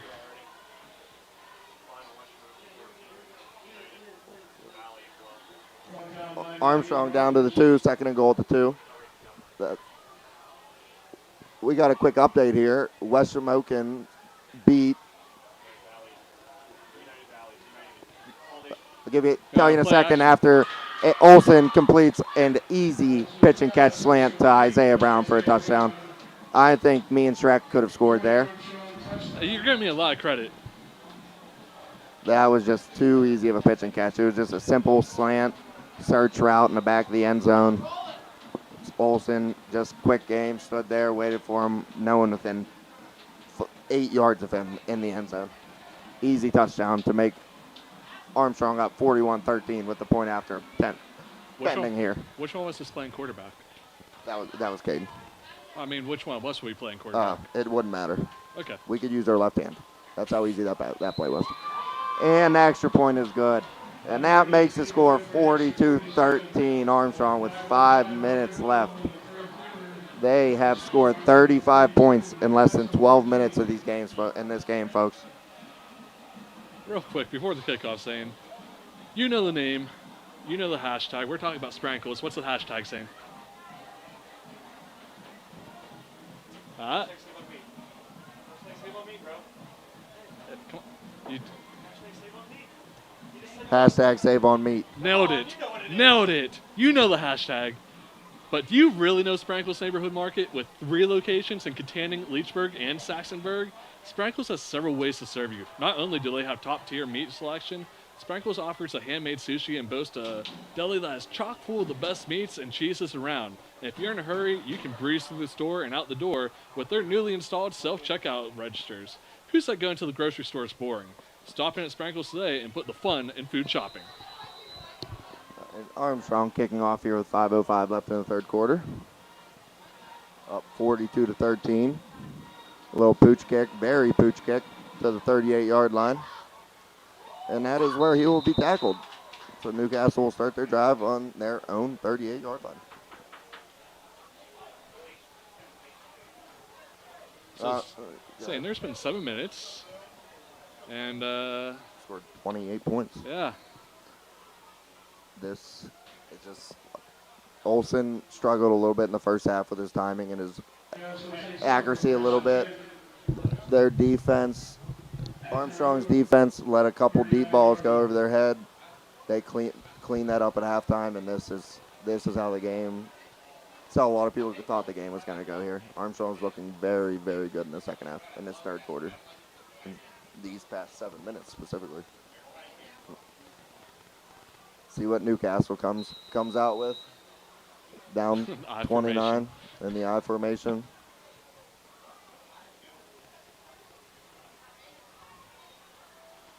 They try to run it again from the I formation. Then he gets swallowed for -3 yards, -4 or 5 yards. Okay, Zane, real quick, we have a couple of score updates. West Shamokin went over United Valley 14-12, and that moves them to 2-1.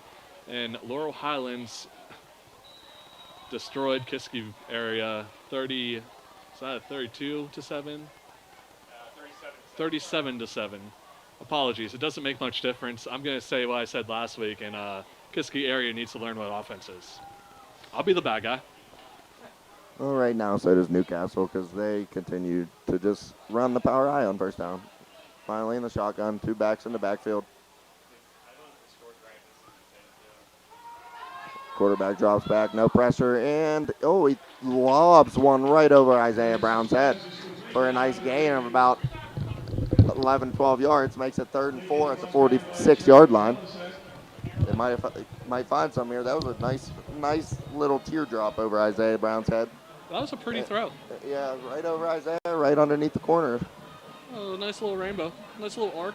Yep, literally just a little teardrop. And they come back out in the I formation. Thank you, play action. Quick pressure. And it's just quick pressure, and he just had to get rid of it. He had his little dump off open, but it was just too hard of a throw with that pressure in his face. This I formation is not working, Shrek. I do not know when they will get out of it. Probably next week, whenever it's too late. I mean, it's too late now. And it's 4th and 4 at the 46, and Newcastle brings on their punt team. That's a white flag, I'd say. What about you? Yeah, you don't want to make it as bad as it could get if you go for this at this point. Even though I wouldn't hate the running clock. I was going to say they could run the clock, get out here a little early. Another awkward-ass snap, and he roughs the punter. The ball ends up rolling to the 15-yard line, but the punter was hit by Armstrong, and it will be a first down for Newcastle. Got another score update, Zane. You think our score is lopsided? Freeport is up 55-7 over Quaker Valley in the third. That's interesting. Quaker Valley used to be a very good team like 6-7 years ago. Well, how about Freeport 6-7 years ago? We beat them by like 30. So yeah, that's a running clock. Yeah, that is.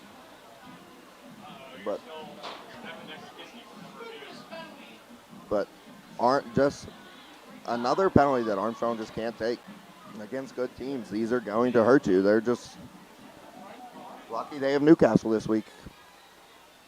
Sorry, because guys, if they gave you a little whiplash there. If they were committing these penalties against the better teams in 4A, this would not be the score. They've committed way too many undisciplined penalties that Newcastle has not forced. Drops back to pass, shotgun, and he gets sacked at the 47-yard line for a loss of about 9.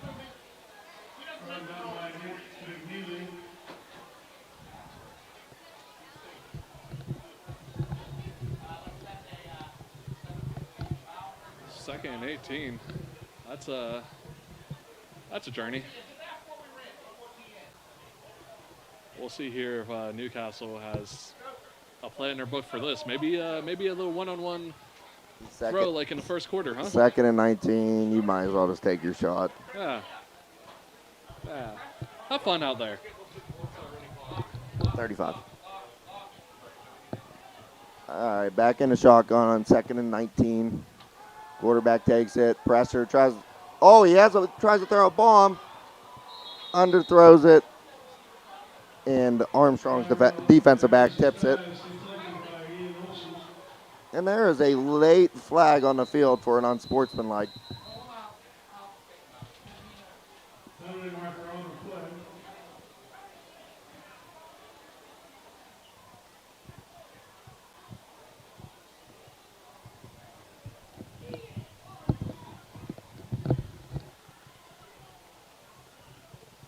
I'm not sure who this unsportsmanlike is on. It's looking like it's against Armstrong, which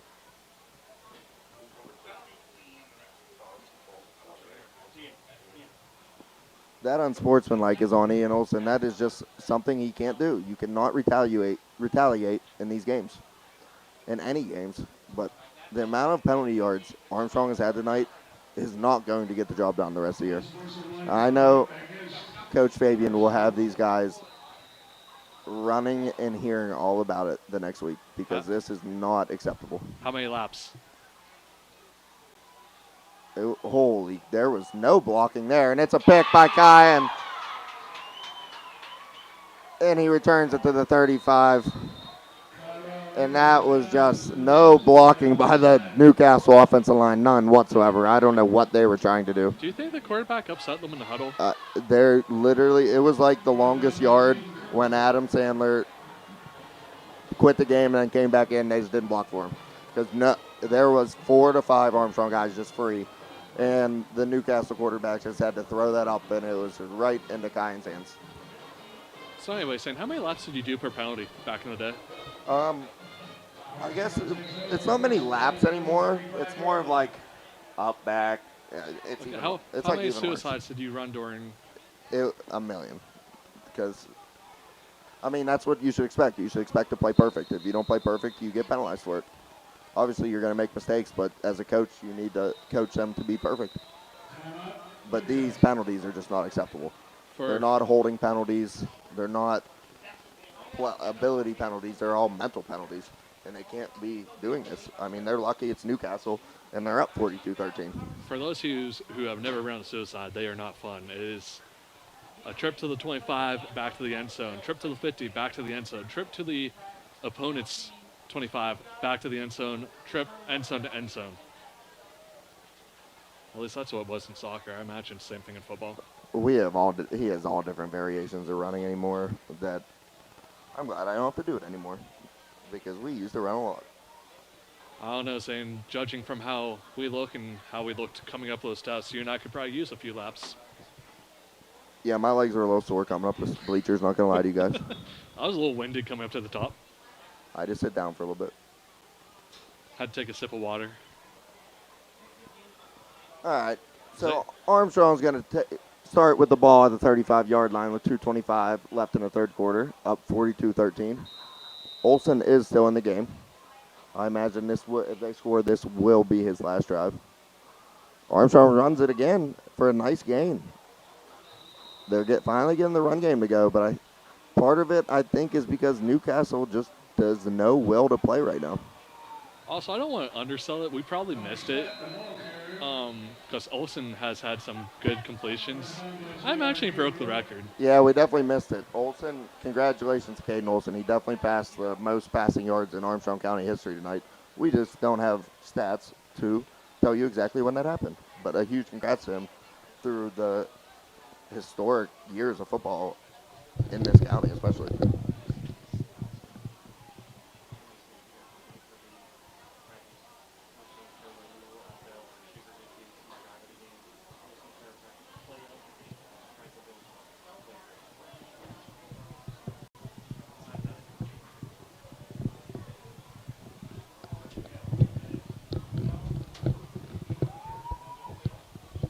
Sorry to leave you hanging so much tonight, saying I'm just trying to be a company man.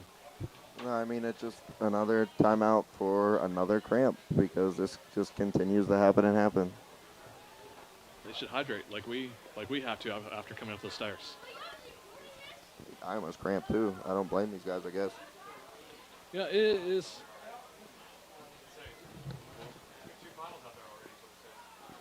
Yeah, that's an amazing point, Joe. There's literally 2 finals already from High Thought Sports. Almost messed that up. And we aren't even into the fourth quarter.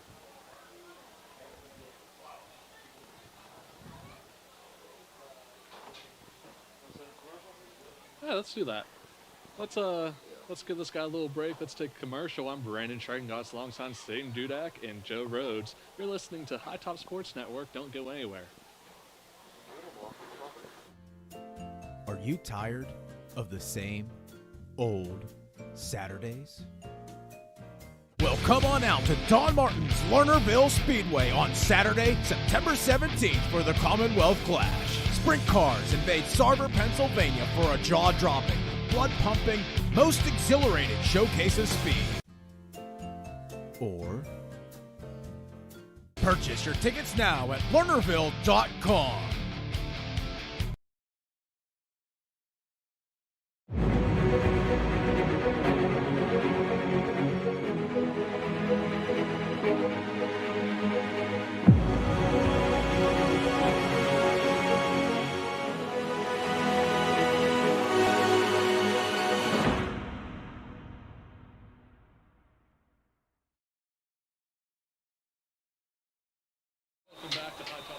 Now Armstrong is just into Newcastle territory. Better field position here for Armstrong. I cannot hear you, Shrek. Play this punt correctly. Zane cannot hear me, which is probably not a good. Another empty set motion. All right, Armstrong with another runner right at the middle. Right, and Olsen's going to walk for 49 yards, fellas. All right, 4th and 22. The punt. It's blocked. It's blocked by Armstrong. Isaiah Brown picks it up. And he walks in for an Armstrong touchdown run on 1st and 10. They're just going to keep running it. Just kind of waiting for you to take a breath. I'm still coming through, but I am very soft. Yeah, you're good, Shrek. I can hear you loud. Cool. Play action. He's going to take a shot deep. Oh. Great throw, Olsen. Very good throw by Caden there. It's just a tough, good coverage. Receiver kind of slowed down a bit at the end. And it was just a foot outside his reach. I noticed a lot tonight is the receivers like slowing down. It's almost like they're not used to that's a problem. Such a big arm. That's a problem with inexperienced receivers. They tend to slow down. Oh, and another run up the middle that probably definitely had more yards there, but they'll pick up a quick 4 to make it 3rd and 6. But yeah, that's a problem with younger receivers in high school. Downfield balls, they tend to pull up. So 3rd and 6. They hand it off again. And he'll make it, depending on the spot here, it's either going to be 3rd and inches or just the first down. Oh, 4th and inches. And it will be 4th and inches. And Armstrong will definitely stay on the field for this. Just hand it off again. They aren't really penetrating the line at all. Make sure everyone's set. 4th and inches at the 30. Walks for the first down. And then another 7, 8 added on top of it. Armstrong really finally is just taking over with the run game. Could do this the rest of the game.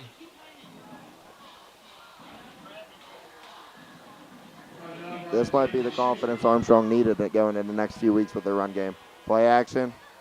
Has to scramble. Has pressure on him. Looking back. Throws across his body to an open receiver at the 8-yard line, 9-yard line. First down, Armstrong at 1st and goal at the 9. Very good play by Olsen. Extending the play. Getting out. Making a tough throw half across his body to a guy in stride. Now they're going to spread out. This is probably going to be a quarterback draw or a run. It's just a run, just a quick trap. Down to the 3. Arm. Got a trick. If I could go back 109 years saying I would ask the person building this why they're going to put a steel beam where people need to see the field. Armstrong with the tempo. 2nd and goal at the 3.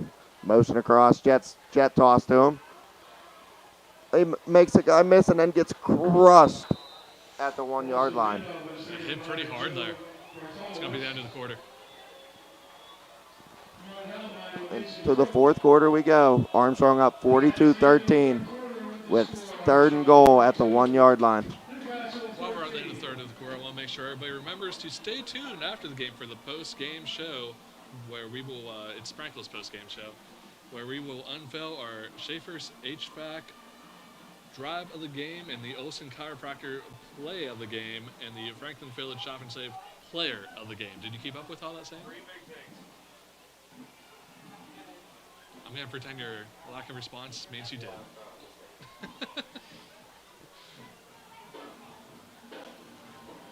While we are waiting here, saying. I know all the answers to that already. Yeah, I mean. Don't need to, I guess I'm going to have to ask you. You already know your answers. I probably know the answers. Yeah. I imagine we're on the same page. Yeah, right now I think the player, again, I don't know if I'm supposed to say it yet, what I think. I'd look at him for that. Are we supposed to give our predictions yet for that? What? The player play? No, you got to wait for the No, gotta wait. And you got to come to an agreement on player of the game. You get a very nice prize. The play, I think we're on the same the page. play on the play of the game was the kickoff. Fuel Center, where they're open 24/7. Yeah, the Fuel Center is open 24/7 for Shop and Save, and that's actually very useful because I work night shift. Right, that's what I mean. All right, Armstrong coming out to start the 4th quarter. 3rd and goal at the 1. Coming out into the 4th quarter now. 3rd and goal at the 1. We got an S back in there, the running back. Oh, he actually is going to pop pass it to the S. To a nice, easy pitch and catch to Zablocki for a 1-yard touchdown pass. That was just out of the sniffer position. That's usually a position where for Armstrong where he blocks all the time, and it was just a little leak out, little like old school Ted quick action, and just an easy pitch and catch. Touchdown Armstrong, 48-13 with the extra point pending.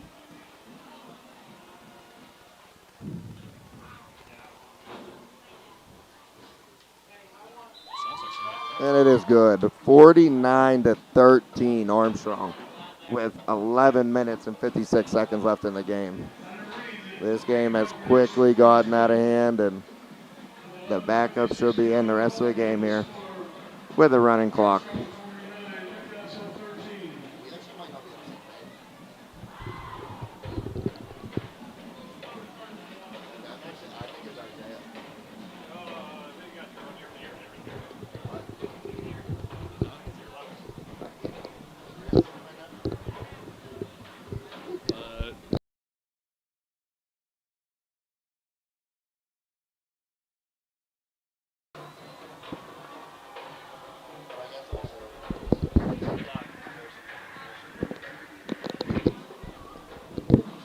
All right, Armstrong about to kick off here with 11:56 left in the fourth quarter. Fans are starting to clear out as this game has gotten out of hand and kind of messy here. Armstrong has looked very, very good with 5 minutes left. And kick a touchback there. Actually risky by that Newcastle guy, but he just did not care in the back. It hit it like the 15, 10-yard line and luckily rolled in the end zone because that guy was never going back to pick it up. Yeah, he just Should be. kind of. It'll be after this play, once this play Just starts. kind of let it go there. Newcastle takes over the first and 10 at their own 20-yard line. Oh, they just ripped it, yeah. Oh. Running clock the rest of the way, huh, Saint? Yep, running clock the rest of the way, folks. Coasting. Newcastle's probably going to have their 9th delay of game penalty because they can't get their offense on the field. Don't hold back. I don't understand. Where's the ref that does it? And they're just taking their grand old time. One of these refs will put their hands in the air because I don't think they have a game clock somewhere. That's a good question. I haven't seen one. They're just not giving them a delay game because it's been 40 seconds. And they're in the power eye and they run it again. That was a great play by 75 there. I've seen this play before. Really good tackle in the backfield. He could have slipped that. And now it's 2nd and 15. Nice tackle for loss.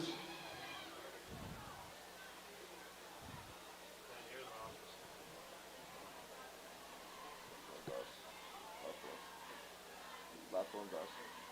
The left one us.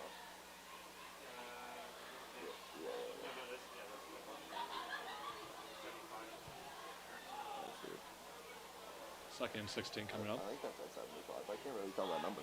I formation. Back in the eye. They are just happy to run this clock out. They finally get the edge for a 3-yard gain. I'm not going to lie. If they just sat there the rest of the night, I think the rest would love them. Honestly. And it's going to be 3rd and 13 from their own 15-yard line. 3rd and 14. What's a play clock? Never seen one of those before. I'm a soccer player. Actually surprised they don't have one here.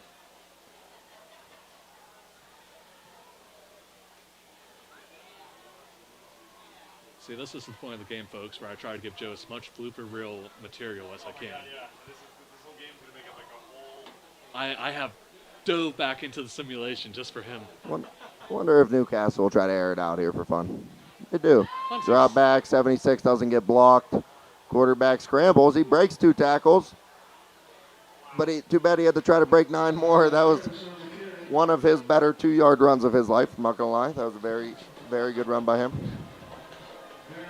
But it is 4th and 12, Newcastle. With about 9 minutes left in the fourth quarter. They're going to bring on the punt team here. Can I work with Zane every week?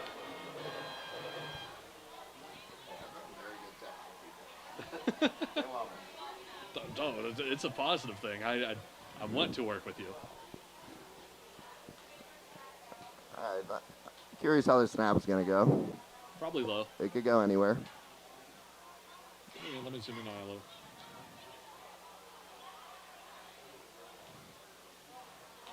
low. Normal snap, no rush. Line drive punt, scoop it, or let it roll, scoop it, okay. And he'll let it roll to the 39-yard line. It's just habits. You have to scoop that. You have to get used to scooping that. This is your time to practice scooping that against good teams when they're 10 yards away from you. That's no, dangerous. Score's too close. That's 10 to 15 yards of difference. Score's too close, Zane. Can't risk it. Why is the clock stopped? Change of possessions, they do it.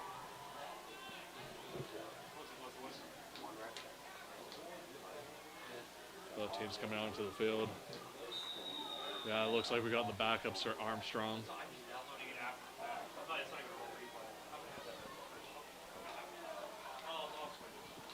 All right, Armstrong coming out. 1st and 10 on their 40. Got the backups. Backups in. Quarterback keeps it. keeps it for a 3-yard gain. And at quarterback right now is Colt Sprankle. Armstrong's back up. Running back Rex Harmon in the backfield with him. This nickname's the Magician. Why is that? He is a magician on the field. I was hoping. He gets. I was kind of hoping it was because he could do card tricks. Hands it to Harmon there, and he just gets swallowed for a 2-yard loss. That'll bring up 3rd and 10 for Armstrong at their 40-yard line with 7:45 left in a running clock. Saying actually being the professional now, trying to keep us on track. Right now. No. You should have heard me in Apollo whenever Doug turned it over to me. I was like, I'm a professional, guys. I'm going to take this so serious. Then I didn't. Colt keeps it, pulls it, keeps it, picks up about 3 to 4 yards, and it's going to be a 4th and 6 from the 46-yard line. And Armstrong's quickly going to bring on the punt unit, up 49-13. What grade is young Sprankle in there, Zane? I do not know, Shaq. I'm going to be honest with you. It is not opened wide enough. I was going to say, this could be valuable experience for him for in the future, assuming he's an underclassman. And Armstrong's might have to burn a timeout. No, they got their punt unit on. The play clocks aren't real soon. Did you see the fist bump between the 2 players at the bottom of the screen? No. They just fist bumped each other. Ooh, gets off a boomer, actually. What a punt. Scummy roll for Armstrong out at the 17-yard line, but that was a really good kick by Jackson Crispin. Very good kick. Yeah. If he got a good roll there, that would have been that would pretty elite. Yeah. We got 6:37 left in the game. 49 Armstrong, 13 Newcastle.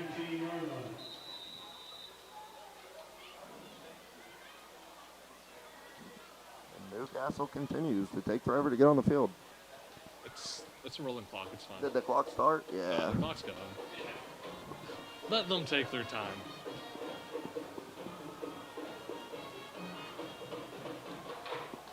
Fabian's on the field already. That's really a sign that he's given up hope. He's convinced Armstrong's lost and is going to get the blow his lead. St. Fabian's going to make you run laps after this. I listened to him long enough. It's his turn to listen to me. And Newcastle with a broken play. Running back did not come the right way, and the quarterback found a way to pitch it to him anyways for a 5-yard gain. You know what? Odd enough, that was their best run play. It actually was.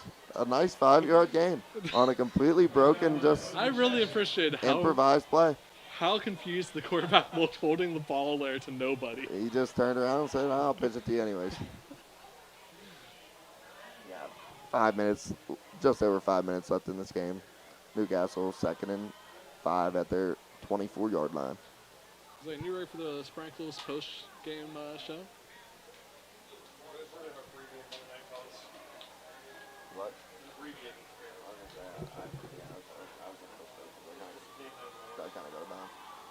And Newcastle out straight up the middle for another 5 yards.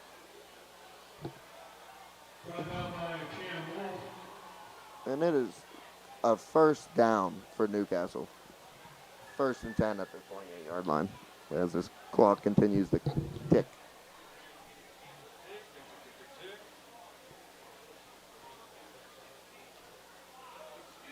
Oh, yeah, definitely really impressed how Armstrong came out in the second half here. Did you just yawn? No. During your talking about how impressed you? I don't think so. Maybe. Might have been a sigh. Potentially. I formation? Was that the sigh? Run. See? When they bounce it kind of worked. Nope. And he gets swallowed up from the I formation for another gain of 0. I would actually love to know the exact stats on their yardage from the I formation today. Because my guess would be it would be in the negatives. So, Zane, let's spice this up a little bit. What's your post-game talk to the team if you're the coach for Armstrong? You can't. Good win, but you can't commit these penalties. You can't have those turnovers. They can be happy for the next 3 hours, but when they wake up in the morning, they have to forget about what happened tonight, what the score was. They have to focus on not committing those penalties. Like Fabian, yeah, he should be happy they won against a team with some very good athletes, but he's not going to be happy with the amount of penalties they had and the 2 turnovers. They look so sloppy in the first half, and we can't afford to do that as Armstrong in 4A right now against when you play really good teams. So Fabian is not going to be taking this win very happily. I can promise you that. Now let's put on the other coaching cap. If you're Newcastle, how do you rebound from this? Yeah, they're gonna have to try to get rid of that I formation unless they're playing a midget team like a Armstrong Indian team. They cannot run the ball up the middle with this I formation. They're gonna have to learn to do more with their. Well, good cut by that running back. 31's gonna get more playing time if I'm that coach. 3rd and 5 picks up the first down, but they need to let their quarterback. Angel Perez, I believe. They need to let their quarterback have a little more freedom in the pocket, running around, and take some shots with it. Continue to take some shots with their receivers. Yeah, in the first quarter, those shots were working out for them. A lot of mossing. Yeah, they had 2 big plays, and then they just quit throwing the ball down the field. Down to just over 2 minutes left, folks, and then, Yeah. Yeah, everybody's starting to clear out here. Are you guys going to do your post-game show right now? Yeah, if you want. Are you being for real? Because we will. I'm not the boss tonight. I'm off play-by-play. I'm just here to. Oh man! All right. After this play. After this play, Newcastle gonna pick up 12 and get out of bounds at the 45-yard line. But yeah, if you want to, guys. Zane, I was just given permission to do the Sprankles post-game show. Where, Zane, what's the hashtag? Save on meats. Let's go. Let's go. It's actually not plural, but that's okay. Save on meat. Good enough. Good enough. So, I feel like we're in agreement for most of these. But yeah, start player of the game class. Drive of the game. So we're going to start with the drive of the game. And I'll throw mine out for you, Zane. Good. It's the drive that was before half. Yeah, absolutely. Take the lead. Yeah, not even close. That was definitely the turning point in this game. They were down 13-7. They're about to punt, 4th and 4 at their own 27-yard line with 3, 4, or 5 minutes left in the first half, and they get Newcastle to jump off sides. And it reset the drive, gave them a first down. They got it to the 30, 25-yard line, then got into a 3rd and 20 and picked up a 15-yard gain and then a touchdown to make it 14-13 going into halftime, and they'd never looked back after that. That was 100% the drive of the game. Yeah, I think we're in complete agreement. Joe's just going to let us run with it. Do you agree on our drive of the game? Sorry? Do you agree on the drive of the game, the touchdown drive before the half? Yeah, I agree. Yep, Joe's in. That's what I was going to say. That's a big one. All right, let's talk about the play of the game, Zane. I'll let you lead this one. So the block punt was a very big play in the game out of the second half, but the play on 4th and 2 to 5, right before on that drive of the game, when Olsen hit Isaiah Brown in the corner on a fade ball for a touchdown where he dropped it in the bucket. If that's incomplete, they go into halftime down 13-7 at best. Instead, it was 4th and 2, 4th and 5, whatever in that range, and he threw a dime to a well-covered Isaiah Brown for a touchdown on the drive of the game. You know what I'm saying? I was leaning towards the punt, but I think you just talked me into that 4th and 2nd, the conversion. It really did help them swing the momentum in their favor and brought them out here to how many unanswered points? Score's not, but it was 49. 49 to 42 unanswered points. 49-13 was the final. Player of the game, gentlemen. It's pretty easy. The other day, you just broke the county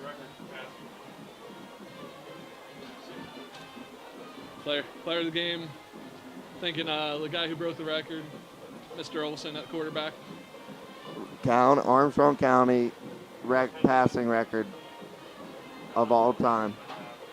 That is a big accomplishment, and congratulations to Caden Olson. That is a very big, monumental milestone to come across. So good for him. Great game from him, and great place to be, and great names to be around. He passed Trevor Henderson of West Shamokin. So getting a little history in the background. My high school sports. I don't know the full list history, so. All right, well, we're going to wrap this up, Zane. Thanks for hopping on, man. Do it again. Absolutely. For sure. 100%. Brandon, pleasure as always.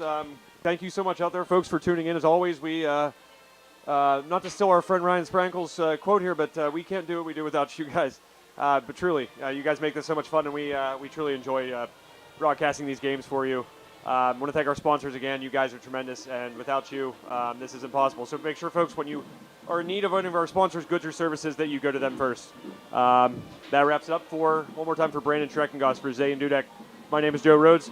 You have a great rest of your week, and may no train pass you by. See you next time. Yeah,